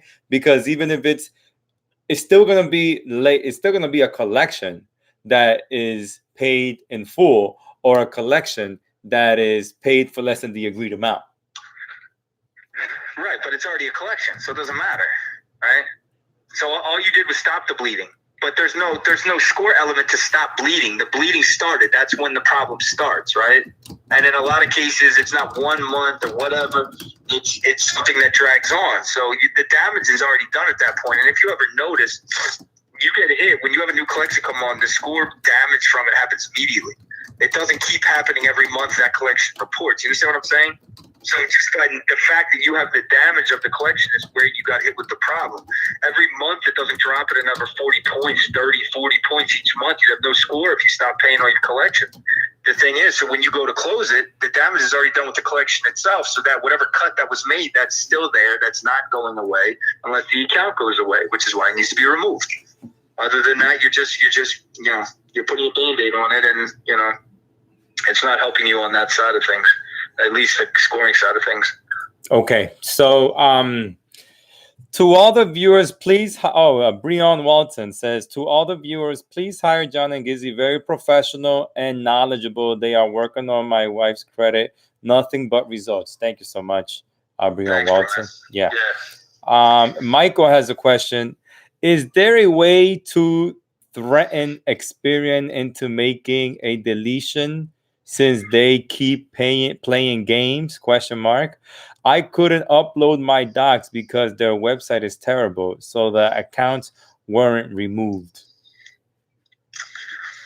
Well, listen, and we talked about this in a previous podcast. Experian is notorious for being difficult. And if you tried to take Experian to court every time they were difficult, you'd make your living in court.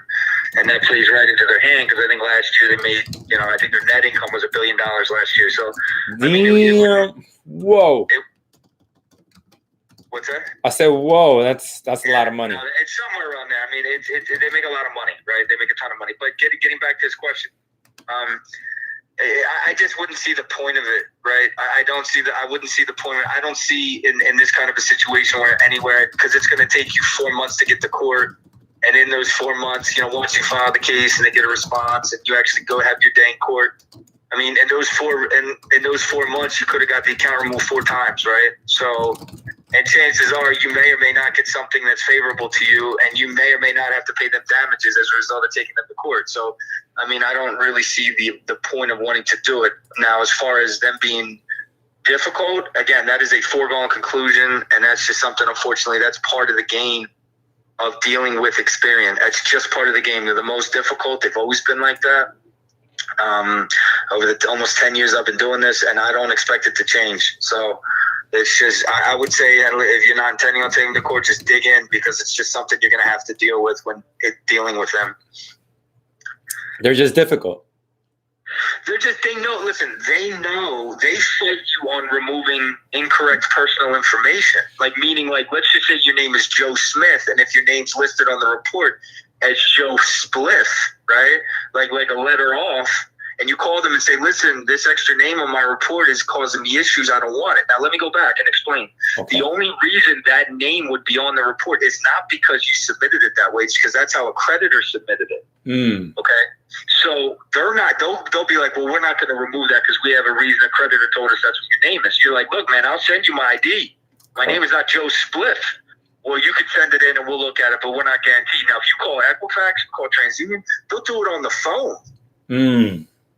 Right? But Experian will not. Even something that minute and that obvious and that ridiculous, because they're very transparent about where their bread is buttered, right? So they're going to fight you at every corner at every turn in every direction. It's what people don't understand. When we say this is a lot of work to do what we do, it's a lot of work to do what we do, right? I mean, some of the bureaus are a little easier than the others.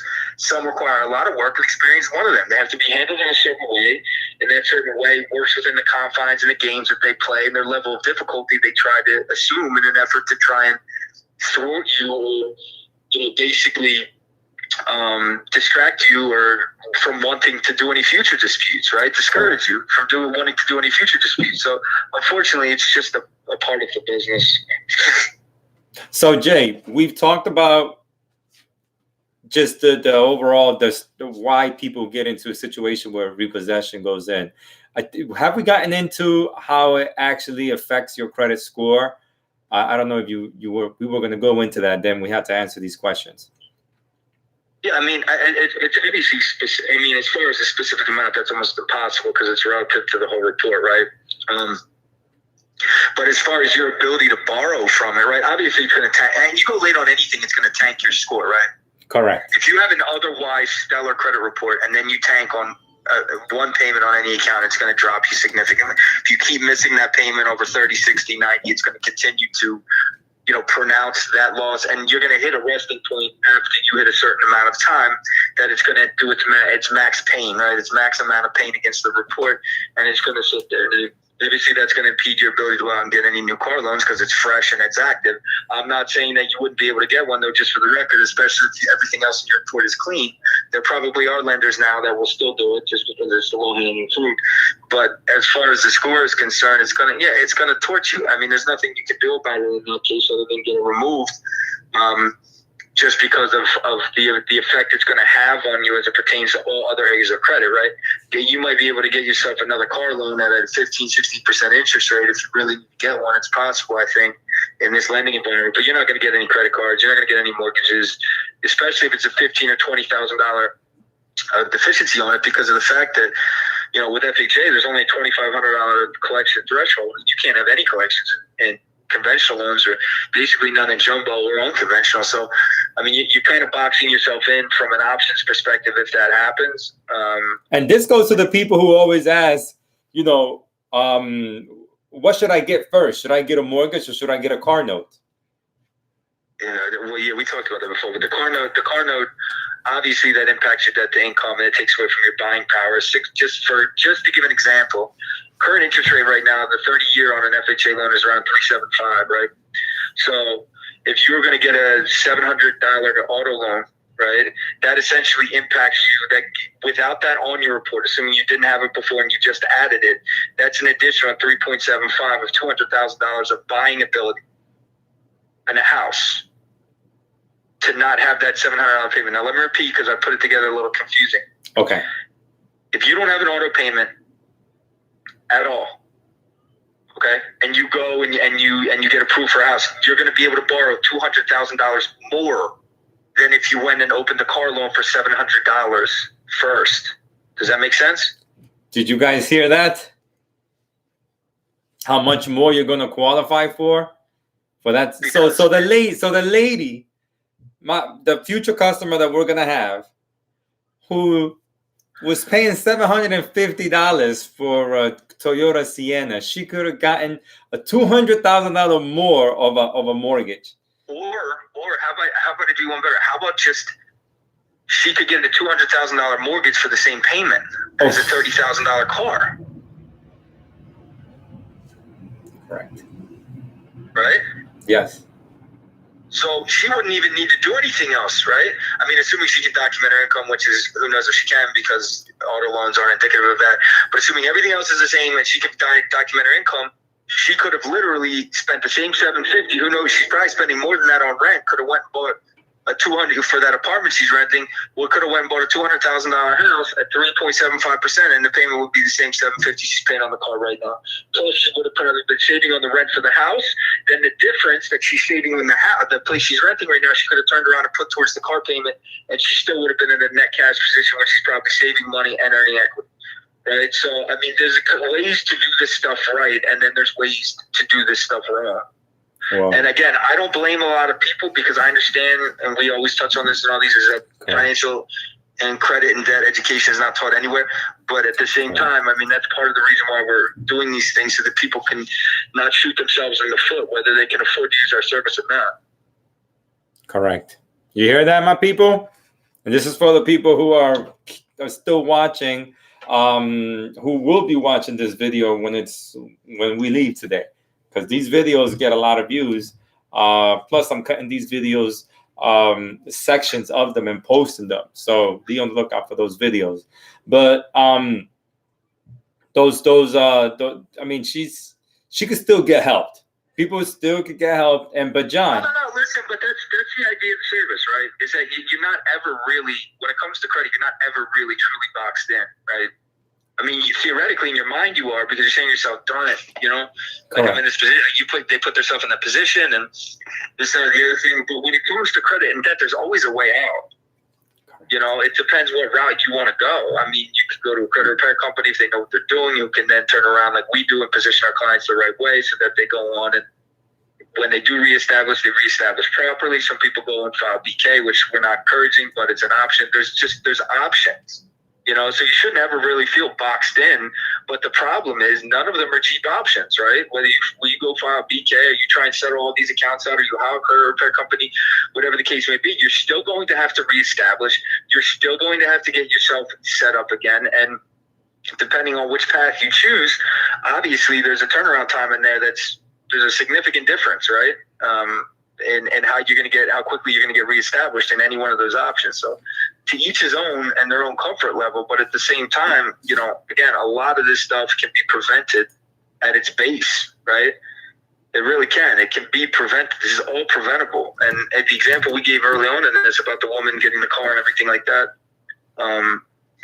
that all started at inception, and it's very common. And the inception is getting the auto loan with the rate that's predatory, and it just completely, it becomes a small cut that turns into a large wound very, very quickly, you know? Yes. Okay. I got some questions that came through the Facebook DM. You're doing when are you doing the repo video? I'm doing it right now, and yes, you can see it later. Okay. Let me see what else questions over here. Maria has a question.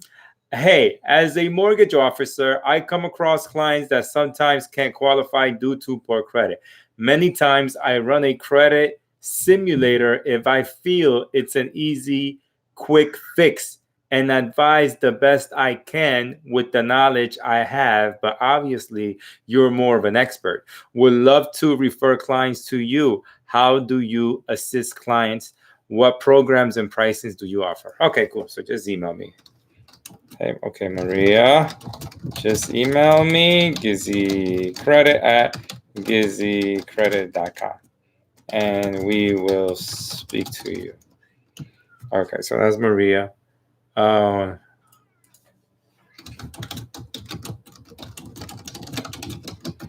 Okay, so that has right there.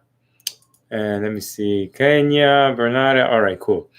So yeah, let me see. Michael says, John, dropping jewels or diamonds.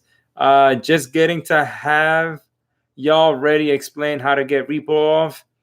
Mona Woods, just getting on. Have y'all already explained how to get repo off? Mona Woods asked that question, Jay. Yeah, I mean, Mona, we don't really, in any of these, we don't really get into how to remove it, because it's, you know, obviously we have the system that you can use of ours, which you can purchase the Credit Life system, which will detail very clearly how to do if you wanted to do it yourself. But it's, you know, and there's a previous video about that, a podcast we did that you can kind of, if you want to dig in there. But what we did thus far, the last hour and a half we've been doing this, is, you know, was going through every aspect of the repo from in every different possible scenario. So I certainly encourage you to start it from the beginning and start over. But if you're looking for a blueprint on how to remove it, I would say go get the Credit Life system, because for the repair, and you know, that'll tell you exactly how to do it. Yes, Mona. If you want to learn more about it, or if you are in the you know, credit repair business and you want to purchase our professional do-it-yourself credit repair system, you can also do that. That costs $2,000. You learn how to dispute exactly the same way that we dispute with sending, disputing online. Also comes with how to do it by mail, and it also comes with the inquiry removal template as well. And if you don't want to do credit repair as a business, you could purchase the $99 do-it-yourself credit repair system that teaches you how to dispute by mail, and you will get the same aggressive results that we would get if we're doing it.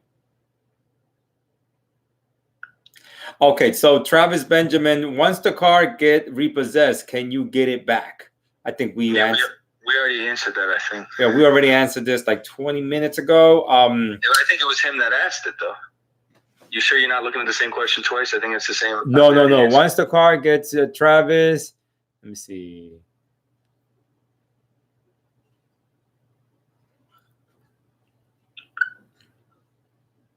Well, it's all right. Look, it doesn't matter. We already answered it. So yeah, we answered the question already, Travis.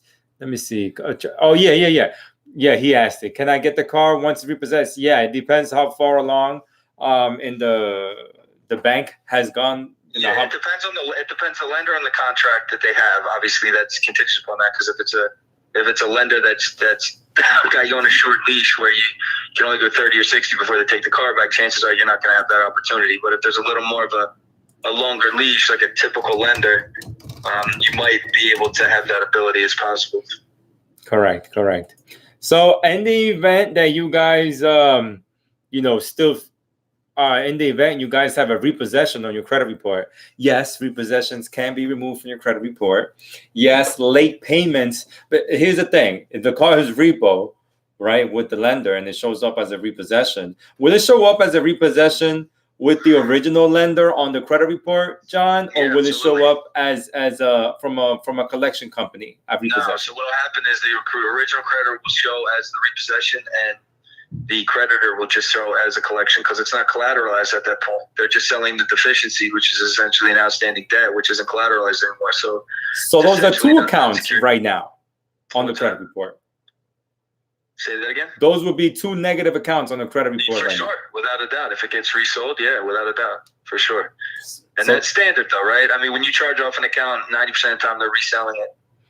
So that one account becomes two. So if you had 5 negatives and they're all charged off, chances are that's going to become 10 over the course of time. There you go.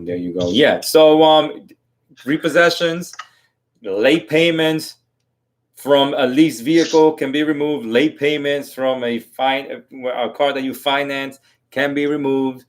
You could do it yourself with our $99 do-it-yourself credit repair system. We can do it for you, and of course, you get the expertise of us and Lewis. I know you're going through what you're going through with this. You sued the company. Eventually, you're gonna get paid with whatever you settle with. But we're gonna help you get this new vehicle, so you don't have to deal with credit acceptance again. Yeah. We position people in great 2.3 interest rates, 1.8 interest rates for people. Yeah, we have lenders that we put companies through that on new cars going out 3-4 years will go down to 1.75. I mean, that's essentially free money. I mean, I know that every now and then you'll have like Ford, because they just desperately need to sell cars. You'll see them do like 0% financing for a period of time, but in a more traditional sense, you're not going to find a lender that's going to go down to 1.5 or 1 3/4. It's essentially, you know what I mean? That's like free money. So we do have lenders that will go that low for clients of ours that once we get them ready, we put them through it. Obviously, the longer you go out on the amortization, 5, 6, 7 years, that rate's going to tick up a hair, right? Because the longer the loan is, the more risk to the lender. So they tack in a little principal on that rate in an effort to hedge against the longer term of the potential for the loan to go bad. But even on like a 5 or 6 year loan, you're still in the 2-3 range, 2.5, which is still really low. Correct. Relative to other lenders, right? Because these aren't retail banks. Retail banks, reason why we can get it so low is because retail banks borrow from the Fed, so they have their own yield spread they conform to. So their base interest rate in a lot of cases, you won't see a retail bank go lower than about 3.5%. Retail meaning Bank of America, Chase, etc., because they're paying points to the Fed to borrow the money, right? And then they're turning around and floating it. and they make their own yield spread on it. So when you have a credit union, you're lending your own money. You're lending money of your what's the term I'm looking at, account holders, which they're essentially investors at the same time. So it's a whole different dynamic and a whole different way of raising money and banking. So because of that, they have a lower cost of capital, and they're allowed, it enables them to be able to lend, especially on personal loans and auto loans at a lower rate. Sometimes you'll even see the mortgage loans would be less too, because they portfolio all their mortgage loans too. So they don't sell them to Fannie or Freddie. So you get with the right credit union. It's a beautiful thing. That is true. And, we deal with a lot of credit unions. And we deal with a lot of credit unions, a lot of really good credit unions, ones that clients end up banking with for a long period of time. It's not like we don't set you up like a single purpose entity. I mean, the ones we ultimately end up setting you up with are ones that you're going to want to stay with and that you ultimately stay with long term, because credit unions are much more old school banking, where it's relationship driven. Obviously, your income matters. Obviously, documentation in certain instances does matter. But you're not as much of a misnomer and disregarded as you would be otherwise at a typical retail bank, right? I mean, it's just the reality of the situation. So, I mean, I like retail banks, almost understand me, but credit unions give you a little more of a personal touch. Now, Jay, with floods that have been happening, let's say floods in Texas, where I think it was Hurricane Maria, right? Okay. I think it was Hurricane Maria. But anyways, I have a question from Sonia, who asks, voluntary repossession due to flood vehicle, how bad does it affect, and how long does it stay on the credit report? Can you fix that as well? Yes, right. During that, let me just explain. So when all those hurricanes happened, there was a lot in a short period of time. So what they were doing was that if they were confirming that you were in one of those zones where the hurricane took place and they were flooded out, yes, they were giving you a pass. They were saying loan closed due to natural disaster. That's how it was listing the account. So they weren't. This is one of those instances where the banks had sympathy only because more than likely they were getting pressured, right? Because of how many people and how widespread the situation was. So in that instance, you referenced the hurricane, there was exceptions made. As far as on a larger scale, I don't know how the car would get flooded. I don't know entirely the details behind that if it wasn't some kind of natural disaster. But if it wasn't, then, and you have no insurance protection against something like that, which I naturally assume there's got to be some kind of car insurance protection against the car flooding. But if there's not, then obviously you're going to run yourself right into a repo if you can't drive the car and you need a car to get around. I don't see how you get around that, right? You're not going to be able to sell it because the engine's going to be filled with water, right? So, I mean, I don't see how you get around it.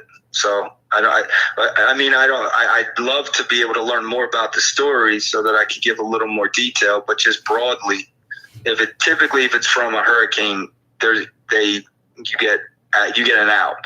If it's not, I don't know how it would happen. And more importantly, you'd have to determine the extent of the damage from the flood. Also, does it, just because it's a hurricane and it's flood, because some people, does that come automatic with an insurance? What, like flood insurance for a car? Yeah. I'd love to be able to answer that question with 100% surety. My answer, I'm like 75, 80% sure that yes, there's got to be. That sounds crazy to me to think that they don't cover that. But yeah. I mean, everybody gets, here's the difference though. Not everybody in every part of this country gets comprehensive insurance because they don't have to, right? So I would think if somebody got comprehensive insurance, yes, it's probably covered. If somebody's getting the bare bones, right, just to have insurance to drive around and keep the costs low, they may not. And as a result, it may put them in a situation like that. You know what I mean? Correct. So yes, if you don't if you don't do credit repair, Sonia, it could negatively affect your credit score for what, 7 years, 6 months, John? From the initial problem, from when it first went late, and then it works its way out month after month from there. So if your first late was August 2012, and then you went 30, 60, 90, etc., right? It'll start to age that off over the course of that period of time. So it'll work off the date of the first late, and it'll be 7 years, 6 months. Well, it'll all be off all three by 7 years, 6 months, right?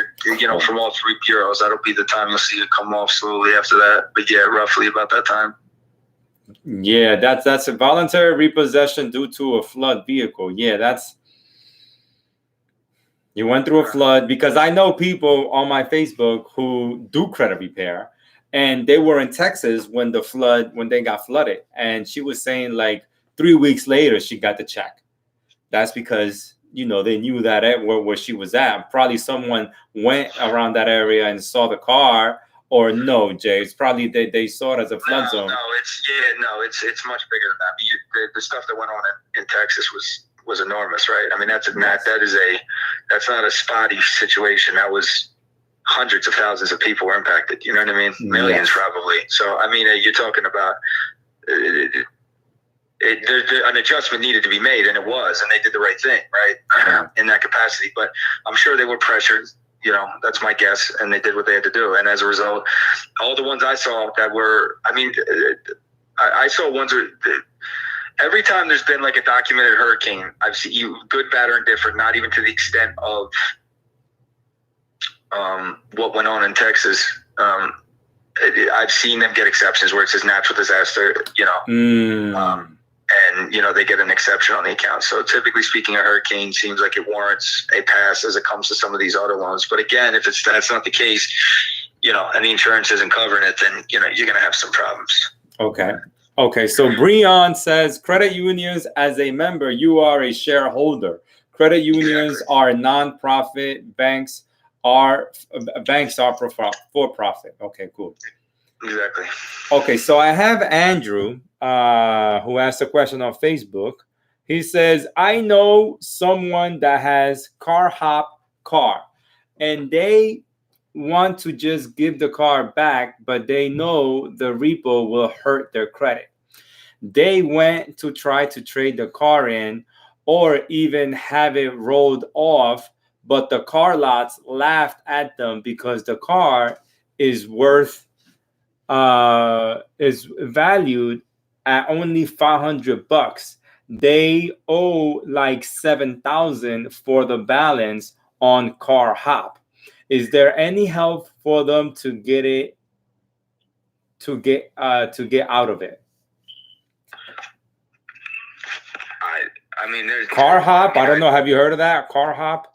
I just kind of ignored that because it doesn't make any sense to me. But everything else, I kind of absorbed. So I mean, I don't know how you get just from a lending parameter, because understand when you take a new car loan out, the most that a bank will go up to is 110% of the value of the car when you borrow. Yeah, that includes your title, taxes, fees, etc. Right? So to somehow, some way, be it a $7,000 balance and a $500 value, is something significant happened in the course of that purchase or the ownership of that car that depreciated it insanely. I mean, that doesn't, if it's somebody he knows, maybe they're exaggerating. I don't know. I don't see how there's any way that it could work out that way. Can that car depreciate that much, or are they paying that much in interest that is still worth $7,000? There's no way for it to get to, but you understand, for it to get down to $500 in value, it would have to be at the very last leg of the car. Wouldn't you agree? I mean, a car that's worth $500, you would think you'd have to get towed in on a bed with no wheels on it. So if they're trying to say that they owe $7,000 on it, it's just not adding up. It doesn't make any sense. It's not logical. Now, I could easily see it be a $7,000, outstanding amount, and then owe $2,000 or $3,000, and there'd be $3,000 or $4,000 in negative AMR. I could see that, depending if the loan was only taken out for like $12,000 or something, and it was an older car, and the older the car gets, the more it depreciates. I could see that happen. But it sounds to me, without getting all the specifics, that it was just another example of somebody being taken advantage of. And sadly, now they're trying to get out of it. But the real scenario, I mean, it's not. I mean, I don't know how much of a clue his. He says it's a 04 Chrysler Pacifica. Jeez. Whoa. How did they get a $7,000 loan against a 2004 Chrysler Pacifica? I mean, these are important questions in the process. I mean, you're talking about a 16-year-old car. I'm shocked that it has any value. How they get a loan for 7 G's against it is the $1 million question. We're talking about $1 million question. There it is. How was even a $7,000 loan put against it, even if they took it out 5 years ago? So my guess is maybe there was a title loan. Oh, wait a minute. He said it was $9,500. So they had to have taken like they had to have borrowed that money like a year or two ago. Correct. Yeah, so I mean, who lent them the money? Was it a buy here, pay here? Yeah, was it a buy here, pay here, Andrew? He's watching on Facebook, and it was just last year. Jesus. Yeah, so now that makes sense. So then they just got bamboozled. That's it. I mean, that's all that is. They overpaid by like $10,000, and the people that are financing it is probably the whoever the dealer is. So yes.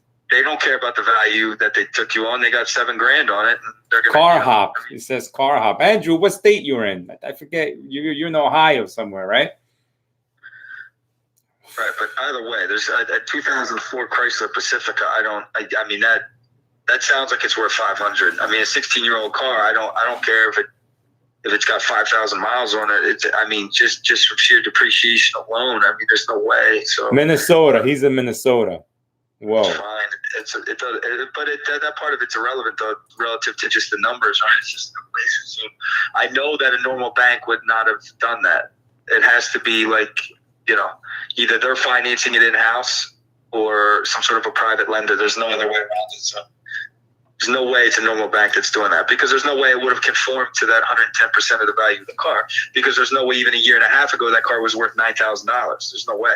No way. There's no way a 2004 Chrysler Pacifica in 2019 or late 18 is worth $9,000. I mean, if it's got $8,500 in cash sitting in the trunk, it's barely worth $9,000 then. So I don't know how it's possibly getting a loan against it for that much, unless it's somebody that's just another example of disgustingness in the auto industry. Yeah, no, that's crazy. But yeah, John, is there anything else that we want to say? I mean, we don't have any more questions. The longer we stay, Jay, the more questions we get. You already know how it gets. It's already an hour 55 minutes, and we talked a lot. Yeah, I mean, look, I could talk about I could make an entire television show about the auto industry and just complain and find all these, and there would be millions of stories, right? The fact that there's not like an attorney general investigation in any of these states that I'm aware of, or that's been made widespread, is shocking to me. The fact that there isn't ever is shocking. I mean, these stories, just in the context of this, we've heard bad story after worst story after worst story, you know what I mean? And these aren't just talking about, these are people inviting us into their terrible experience, right? Yeah. So it just goes to show how important it really is, and how pivotal it really is when you go to buy, to really do it right. Otherwise, things can really, really put a damper on either both bigger goals and bigger priorities that you have, but your overall budget if you don't do it right. So definitely take note of this. Well, people are gonna eventually, in another month, Jay, they're gonna go crazy buying vehicles. I mean, that's just, they're gonna get this tax money, and then boom, they're gonna go and do what they got to do. Yeah, well, I mean, listen. I mean, again, like I said earlier in this podcast, whether this gets watched by 50 million people or it gets watched by 5,000 people, the reality is 50% of them will listen, agree with everything I'm saying, understand everything I'm saying, understand that everything I'm saying is 100% accurate and factual, and they'll still go do it. Yes. Because that's just how it is. They'll appreciate the knowledge. They'll know that they're putting themselves in a bad situation, but they're impulsive and they'll just move forward with it anyway. So I'm hoping that not only do we get the 50% that actually listen and then implement it, but maybe we can steal maybe 10 or 15% of that other 50 and actually change their habits so that they can start to make decisions that are in their best interest and not be so self-destructive and impulsive, right? Because obviously people don't realize in the moment if you're short-sighted, but it can have, and I tried to paint this picture vividly earlier, it can have a very pronounced effect on all other aspects of your life and your ability to function within it. Just doing this auto loan, people take it so cavalier because the lending is so cavalier. You know what I mean? It's so easy, and they don't realize how much of an impact it can have on all ends of your finances, and then become a snowball of a problem over the course of time for your entire financial picture. Yes. And it's better to have some type of education, knowing, and you getting into it. I mean, look, it's something it's a necessity nowadays. It's a privilege to drive a car, right? You have a license, it's a privilege, but it's a necessity too. You know what they say, Jay? The rich buy cars that are 5 years old, 5-year-olds, and the poor people they go and finance a vehicle for the year. I mean, it's crazy the way that the thought is of purchasing a vehicle.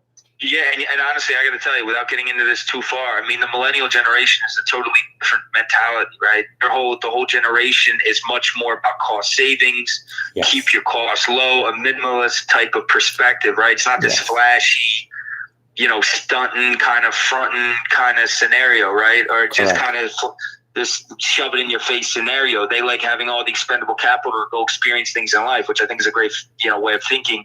Correct. What I'm trying to make is that they're much more levered against like Uber and Lyft and these, ways to get around that are contrary to the society's norms, right? Because they're all anti-society, right? Everything in the millennial is anti-establishment and the norm and society, etc.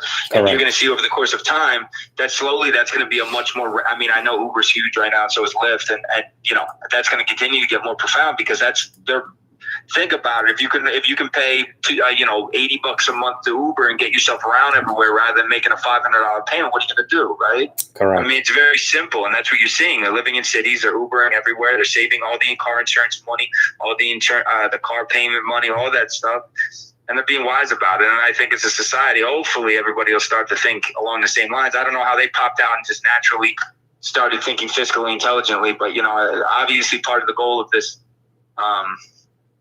stuff is to obviously shine some light on some of these areas that are just awful, and then educate at the same time. And if anybody that's watching wants our service, we'd be happy to help.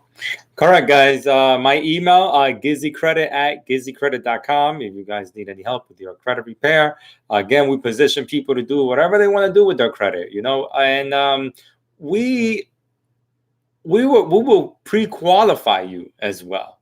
All right. If you're looking for a mortgage, we'll pre-qualify you. Let you know if you could get it with your income, with your credit. Let you know what you'll eventually qualify for and get approval for.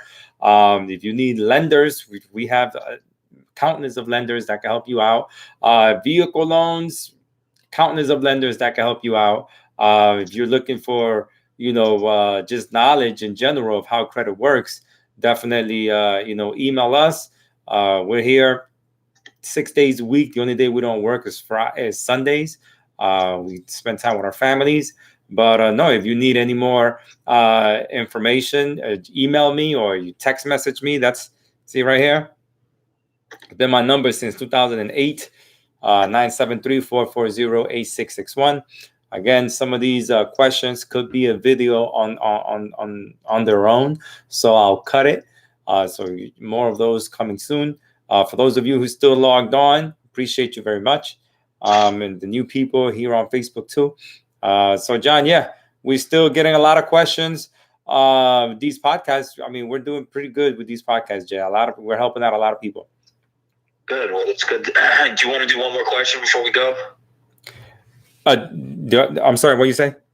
I said, if you said there's other questions there, you want to do one more question before we go? No. I'm letting you know that this is a great thing. Okay. A lot of people, just some people here. I mean, once I get the feeling of long enough, we get more questions. So, like Breon just says, please, people, stop financing 72 months and above for lower payments. They are ripping you off. Yes. Yeah. Correct. Yeah. Correct. So John, thank you so much. We were thinking of doing 2 times a week or 1 time a week. Wednesdays, I believe, are like the days of doing these podcasts. We get a lot of people who log on. But we were thinking of doing them 2 times a week. Let's see if Mondays and Wednesdays are going to be a good time for us. For more information on that, just subscribe to the YouTube channel and hit the notification bell so you can see if I'm going to be live or not. I post a lot on YouTube. Just want to say thank you to John and his expertise and letting us know how all these works and how we can help you out as well. Anything else you want to say, John? No, other than, like I say at the end of all of these, is just that, listen, at the very least, if you know somebody that's in this situation or needs the expertise or education on this kind of a situation, get them in the habit of watching our videos because, again, the information that we're providing is not opinion. This isn't one of these gimmick marketing situations where the facts that that we're incorporating into it are massaged around the falsity that we're trying to pitch. The reality is we offer a service, but these podcasts are largely education. We sprinkle in very rarely and randomly the service that we offer. The majority of this stuff is for us to be transparent and provide educational information so people can make the right decisions, right? And then if those people want us to help them, we want to be able to help them. But that's not the first and only thrust behind it. So if you have people or anybody that you know that is in dire need of knowledge, have them come and watch our podcast. Trust me, they're going to learn a lot, and it's going to at least empower them enough to be able to maybe and hopefully prevent some of these situations from happening in the future. Because I think that, just for anybody that's listening, it's a travesty what goes on in these auto dealerships, right? I mean, I think everybody can agree, whether you don't entirely agree with it, which I don't know why you would, you have to agree in some capacity that it's terrible. So if you can prevent somebody else from running into the same problem, have them listen to this and definitely have them tune in, because we got a lot more good videos, podcasts to come over the course of time. You got it. All right, Jay. Thanks, bro. All right, you got it. See you later. Peace. Okay, mi gente, 2 hours with you guys. Definitely really appreciate you. We're not gonna stop doing these lives. I enjoy them. I hope you guys enjoy them. And it's all about positioning you guys to do what you want to do with your credit. So definitely log on, and hopefully you guys appreciate everything that we do here on Facebook. But that's the ending credits to the video. Thank you so much, YouTube, for liking and sharing the video. Andrew says, man, you guys helped me through the years. I still get more work to do, but I'm a whole lot better. That's what's up, Andrew. Appreciate you, man. You always support. Appreciate you very much. Thank you so much. Again, DM me if you are on Facebook, if you need credit repair information. On YouTube, you already know, you can text me your email address. I'll send you my how to start credit repair information to your email, and it's going to tell you what you need for us to give you a quote for your credit file. We'd like to review your Experian.com credit monitoring, see your 3 bureaus on that site, give you a quote, and if you're ready to start, we could definitely help you get started. All right. Everything is good. Thank you so much to the people on Facebook. You guys hit me up all the time. I'll be doing these live on Facebook from now on my personal channel as well. So see you later. Louis. Don't be scammed. What you need is just a change of plans. Time is money, you don't get that cash. Just get it fast, get it fast. GizzyCredit. Hey, Iron Man Gizzy. Nos vemos, Luis. Suave. See ya later.